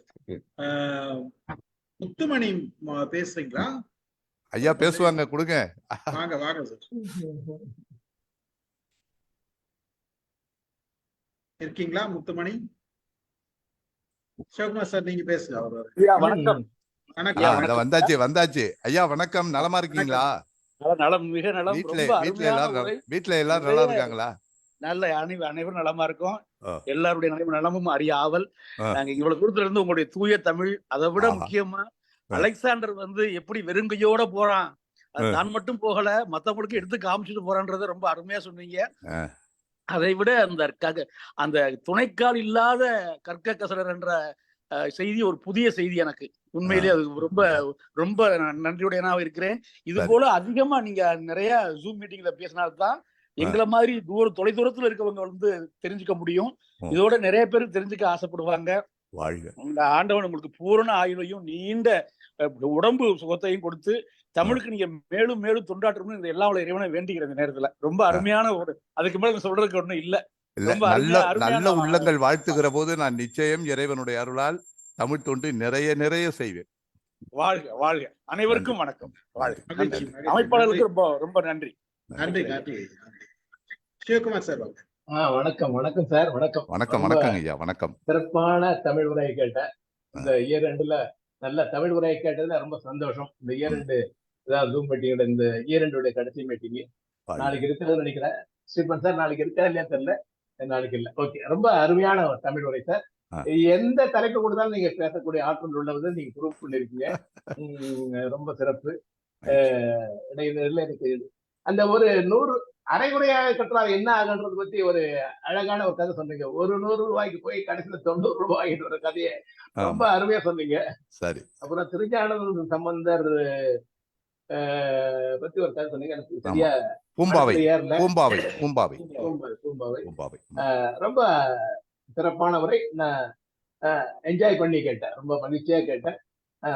வாழ்த்துக்கள், பாராட்டுகள். ஸ்ரீபன் சார் வணக்கம். ஐயா மகிழ்ச்சி. உங்களுடைய வாழ்த்துக்கள் என்றென்றைக்கும் எனக்கு உரியதாக இருக்க வேண்டும். வாழ்க தமிழ். மகிழ்ச்சி. ரமேஷ் பேசுங்க. வணக்கம் ஐயா. ஐயா வணக்கம் வணக்கம். வாங்க. யாயும் நியாயும் யாராகியரோ எந்தையும் நுந்தையும் எம்முறை கேளீர் யானும் நீயும் எவ்வழி அருந்தும் செம்புல பெயர் நீர் போல அன்புடை நெஞ்சம் தாம் கலந்தனவே செம்மண்ணிலே தண்ணீரை போல கலந்த உண்டான சொந்தத்தினால் உங்களுக்கு நன்றி. அற்ற குலத்தில் அருநீர் பறவை போல் உற்றுழித்தீர்வார் உறவு அல்லர். ஒட்டிய குலத்தில் ஆம்பலும் நெய்தலும் போல ஒட்டிய உறவு. நம்முடைய தமிழ் அந்த அத்தகைய தமிழ் உறவான தமிழ் நேசருக்கு முதலில் நான் என்னுடைய பணிவான வணக்கத்தை தெரிவித்துக் கொள்கின்றேன். கலைத்தாயின் கண்மணி கானம் பாடும் வானம் பாடி முல்லை மலர் ரத்தினம் கன்னி தமிழ் பாடும் கனியமதனுக்கு மீண்டும் ஒரு முறை நன்றி கூறுகின்றேன். படித்து வாங்கும் பட்டும் ஆனந்தம் தரும், படைத்து வாங்கும் பட்டும் பேரானந்தம் தரும் என்பதற்கு நம் ஸ்டீபன் சார் சொன்ன உங்க படைப்புகளே ஒரு சான்று. உயர உயர விரித்த உமது சிறகுகள் வியந்து வியர்த்து போன நிலவின் முதுகுக்கு விசிறியானது. உயர உயர விரிந்த உமது சிறகுகள் வியந்து வியர்த்து போன நிலவின் முகத்துக்கு விசிறியானது. கடந்து வந்த காலத்தை பாடமாக்கி கொண்டு நிகழ்காலத்தை பார்வையிட்டுக் கொண்டு எதிர்காலத்திற்கு பாதை போடும் சங்கத்தமிழே, மண்ணில் புதைக்கப்பட்ட விதைகள் உறங்கினாலும் விதைகள் விதைக்குள் விழுந்த ஆலமரமாய் விருட்சமாய் ஒளிரும். விதைத்தவன் உறங்கினாலும் விதைகள் உறங்காது என்பதற்கு மிகப்பெரிய சான்று நீங்கள். ஆனந்த அழகு தமிழ் அருந்தமிழே, அறிவியல் அழகு தமிழ் அறிவு தமிழே, இயற்றமிழ் இசைக்கும் நாடகத் தமிழே, கவி கனித்தமிழ் மொழிந்த கற்கண்டு தமிழே, செந்தமிழ் மொழிந்த செழுந்தமிழ் சொற்றமிழே, சுத்த தமிழ் மொழிந்த சுந்தர காவிய தமிழே, வற்றா வல்லமை தமிழ் மொழிந்த வல்லமை தமிழே. ஐயா, நீங்கள் கூறியது கேட்டேன், எப்படி இப்படி என மலைத்தேன். நீங்கள் கூறியது கேட்டேன், எப்படி இப்படி என மலைத்தேன். மனத்திடை மகிழ்வாய் மகிழ்ந்தேன். பூவிடை நுகர்ந்த தேனியாய் சுவைத்தேன். வீரனின் இதயம் வெள்ளம் வெற்றி என துடிக்கும். தமிழ் தென்றல் உங்கள் இதயமோ தமிழ் எழுத்து என்றே துடிக்கின்றது.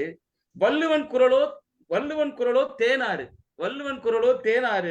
உந்தன் குரலோ பாலாறு, உங்கள் குரலோ பாலாறு. கூறிய ஊமைகள் செழுமை, சிந்திய நன்மைகள் வளமை. வழங்கிய வழியது ஒளிருது, அதனில் மயங்கிய வாழ்வோ மிளிருது. பெருக பெருக பெருமையாகும், வாழ்க புவியாகும். ஐயா, உங்களை பற்றி ஒரே ஒரு திருக்குறள் தான் சொல்லிட்டு போயிடலான்னு நான் எடுத்துக்கிறேன். திருக்குறள் சொல்லியிருக்காரு, தாம் இன்புறுவது உலகின் புறம் கண்டு காம்பின்புவர் கற்றறிந்தார் என்பதற்கு மிகப்பெரிய சான்று.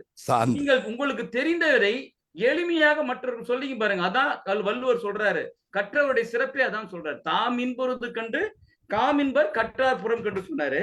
எனைத்தானும் நல்லவை கேட்க அனைத்தானும் ஆன்ற பெருமை தரும் அருமையா சொன்னார். ஐயா அழகா சொன்னீங்க.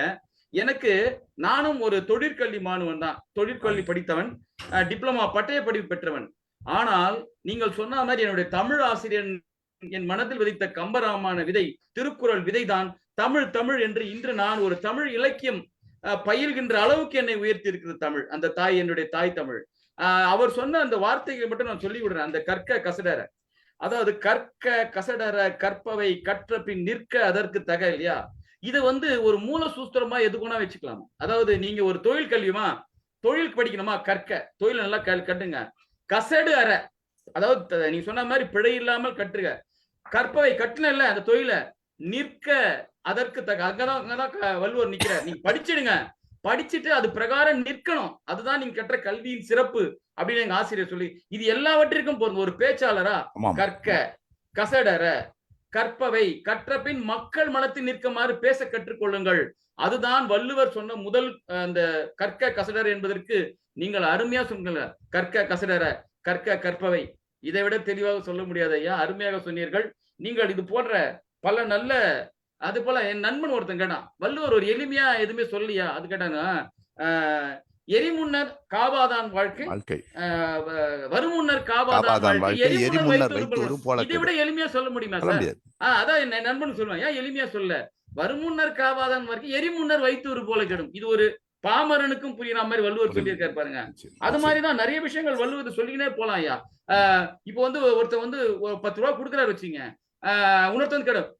கொடுப்பது அழுக்கறுப்பான் சுற்றம், உடுப்பதும் உண்பதும் என்று கெடும். அது கேட்டவன் நாளைக்கு தப்பு செய்வானா? ஏன்பா நாம செய்யற தப்பு நம்மளோட போனா பரவாயில்ல, நம்ம புலக்குடிக்கு நடுத்தர நிக்க கூடாது என்ற மாதிரியான சிந்தனை, அதாவது உயர்ந்த சிந்தனை எந்த காலத்துல எந்த நூற்றாண்டுக்கு முன்னாடியே விதைத்து போட்டார். அந்த விதை இந்த விருட்சமாகி ஆழமாறி உங்களை போன்ற சான்றோர் பெருமக்களால் வாழ்வு பெறுகிறது நினைக்கும் போது இந்த நிகழ்ச்சியை வழங்கிய ஸ்டீபன் சார் அவர்களுக்கும், நீங்க சொன்ன மாதிரி நீங்கள் அமுத தமிழ் மட்டுமல்ல அமுதா தமிழாலும் நன்றி உரை வாங்கியவர். அமுதா மேடம்ல அதுவும் நன்றி உரை வாங்கிய நீங்கள் சிறந்தவர் என்று கூறி விடைபெறுகிறேன். நன்றி வணக்கம்.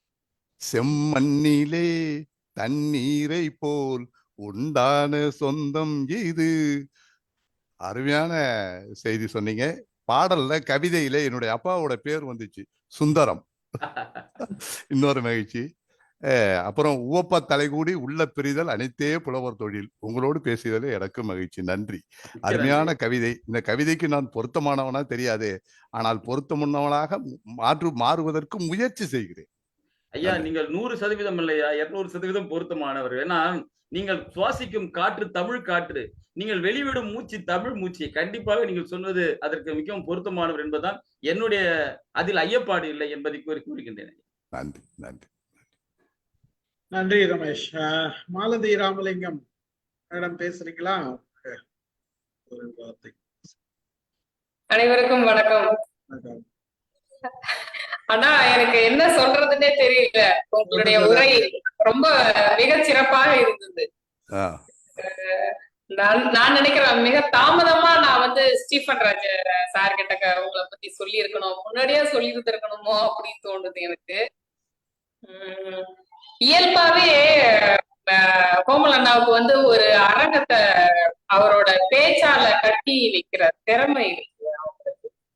அந்த தமிழ் எப்பவுமே முன்னாடி நிற்கும். அவங்களுடைய வீட்லயும் அவங்க திருக்குறள் எழுதி வச்சிருப்பாங்க, சங்க பாடல் எழுதி வச்சிருப்பாங்க. எல்லா இடத்துலயுமே எந்த நேரத்திலயுமே அவங்க தமிழோடயே இருக்கிறவங்க. அது மட்டுமல்ல, நிறைய சேவை மனப்பான்மையோட அவங்க நடந்துட்டு இருக்கிறாங்க. அப்படின்றத அவரை பத்தி ஒரு தனி நிகழ்வு வச்சா அவரை பத்தி நிறைய தெரிஞ்சுக்கலாம் நிறைய பேரு. ஏன் சொன்னா, இது அடுத்த தலைமுறைக்கு இந்த மாதிரி செய்தி எடுத்துட்டு போய் சேர்க்கிறதுக்காக தான் அதோட நோக்கம். அவங்க எழுதின அந்த விழிச்சூரியன் நூல் ரொம்ப நல்லா இருக்கும். அந்த நூலை பத்தியும் ஏதாவது ஒரு நாள் பேசுறதுக்கான வாய்ப்பு இருக்கு, நிச்சயமா பேசலாம். இப்ப இங்க புத்தக கண்காட்சி நடக்குது புதுச்சேரியில, 10 நாள் நாளையோட முடியுது. அண்ணாவோட புத்தகம் நான் எடுத்து போய் வச்சிருக்கிறேன். என்னோட புத்தகங்களோட நிறைய புத்தகங்கள் இல்ல, இருந்தாலும் பரவாயில்ல அப்படின்னு சொல்லிட்டு பார்வையாளர்களுக்காகவாவது அது இருக்கட்டும் அப்படின்றதுனால எடுத்துட்டு போய் வச்சுட்டு வந்தேன் நானு. என்னது பேரின்பம் பேரோவை இதுக்கு மேல எனக்கு வேற எதுவும் ரமேஷ் சார் சொல்ற மாதிரி கவிதை இப்ப எனக்கு உடனே சொல்ல முடியாது. அவங்க நிறைய கவித்துவமா நிறைய கவிதை நான் கேட்டிருக்கிறேன். நிறைய மாதிரி ஒரு கவியரங்கத்திலையும் அவங்களோட கவிதையை நான் கேட்டிருக்கிறேன். நான் நம்ம மைண்ட் யுவர் மைண்ட்லயே மிகச்சிறப்பு. ரொம்ப நல்லா இருந்தது. என்ன சொல்றது, கவனத்தை எந்த பக்கம் அந்த பக்கம் திருப்பவே முடியல. அந்த காதுல கேட்டுட்டே இருந்தேன் நானு. ரொம்ப மகிழ்ச்சி. இந்த அரங்கத்துல மின்னவையில் இருக்கிற எல்லாருக்கும் என்னுடைய அன்பு புத்தாண்டு வாழ்த்துக்களையும் இப்பவே தெரிவிச்சுக்கிறேன். அனைவருக்கும் நன்றி, வணக்கம். எந்த பிறவியில எங்கு பிறந்தோமோ தெரியல, இன்றைக்கு நாம் உடன் பிறந்த சகோதரிகளாக சகோதரர்களாக இன்று நாம் ஒரே நிகழ்ச்சியில் காண்கிறோமே, இதை விட வேற என்ன பேர் இருக்கிறது? எல்லாம் தமிழ் தந்த பேர். மகிழ்ச்சி, வணக்கம், நன்றிம்மா. மகிழ்ச்சி மகிழ்ச்சி மாலதி மேடம், ரொம்ப மகிழ்ச்சி, நன்றியும் கூட உங்களுக்கு. நீங்க அறிமுகப்பட்டு பேச்சதுனாலதான் சாரை எனக்கு தெரிய வந்தது, இல்லைன்னா தெரியாது. ரொம்ப மகிழ்ச்சி, நன்றி. பார்ப்போம், தொடர்ந்து பயணிப்போம். அடுத்த நூலை பத்தி பேச சொன்னாங்க, நிச்சயமா ஒரு நாள் அதுக்கு திட்டமிடுவோம். கல்யாணி மேடம் வாங்க. வணக்கம் ஐயா. வணக்கம் வணக்கம் வணக்கம் வணக்கம். ரொம்ப எளிமையா இருந்தது உங்களோட உரை. அதாவது ஒரு திருக்குறளுக்குள்ள இருந்து வேற மாதிரியான ஒரு கோணம். எனக்கு தெரிஞ்சு கற்க கசடர்னா வேற மாதிரிதான் பாத்துட்டு இருந்தேன், எல்லாரும் சொல்ற மாதிரி. நீங்க சொன்னதுக்கு அப்புறம் ஒவ்வொரு வார்த்தையா பிரிச்சு பிரிச்சு ஒவ்வொரு இதுக்கு பக்கத்துலயும் எப்படி எப்படின்னு போட்டது வந்து ரொம்ப நல்லா எளிமையா இருந்தது. எப்படி வேற விதத்துல நம்ம பார்த்து 3வது கிளாஸுக்கு எப்படி சொல்லிக் கொடுக்கறது, 6வது கிளாஸுக்கு எப்படி சொல்லிருக்கு, காலேஜுக்கு வரும்போது ஒவ்வொரு இடத்துலயும் அந்த திருவள்ளுவரை நிறுத்திட்டீங்க. எனக்கு அப்படிதான் இது எனக்கு ரொம்ப பிடிச்சது நீங்க சொன்ன விதம். நான் இப்பதான் ஒரு உரை சொன்னப்போ பாரதியாரை பத்தி பேசுன்னு சொன்னப்போ அப்படிதான் பாரதியார் எப்படி நம்ம வாழ்க்கையில ஒவ்வொரு இடத்துலயும் வராரு அப்படின்னு சொல்லி என்னோட கோணத்துல பாத்திருந்தேன் நானு. நீங்க சொல்லும் போது அந்த மாதிரி ஒவ்வொரு திருக்குறளையும் எடுத்து நம்ம பார்த்தோம் அப்படின்னா வேற விதமா மக்களுக்கு சொல்ல முடியும். ஏன்னா 2000 வருஷத்துக்கு முன்னால அந்த குறளை நம்ம இன்னும் பேசிட்டே இருக்கோம். இன்னும் அது வந்து அடுத்த தலைமுறைக்கு போகுமான்னு சொல்றோம்.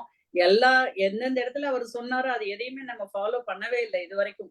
எல்லாமே அப்படியே நிக்குது. இன்னும் நீதியும் சொல்லிட்டு இருக்கோம், அது காரணம்னா என்னன்னு சொல்லிட்டு தான் இருக்கோம். இப்படி நீங்க சொல்ற மாதிரி ஒரு சிம்பிளிஃபை பண்ணி சொன்னாலாவது கொஞ்சம் ஏதாவது ரீச் ஆகுமா அப்படின்னு யோசிக்கிறேன். ரொம்ப நல்லா இருந்தது ஐயா, நன்றி. இந்த தலைமுறை வந்து ஃபாஸ்ட் ஃபுட் சாப்பிடுற தலைமுறை. இந்த தலைமுறைக்கு தகுந்த மாதிரி நம்மளுடைய திருக்குறளை சொன்னாதான் திருக்குறள் போய் சேரும். அதனாலதான் இப்படி வித்தியாசமா சிந்திச்சேன். உங்களுடைய உரை அந்த இன்முகத்தோடு நீங்கள் சொல்கிற அந்த இனிய சொற்கள் எனக்கு ரொம்ப மகிழ்ச்சி அளிக்குது. அன்பு சகோதரி அவர்களுக்கு மீண்டும் மீண்டும் நன்றி, வணக்கம்.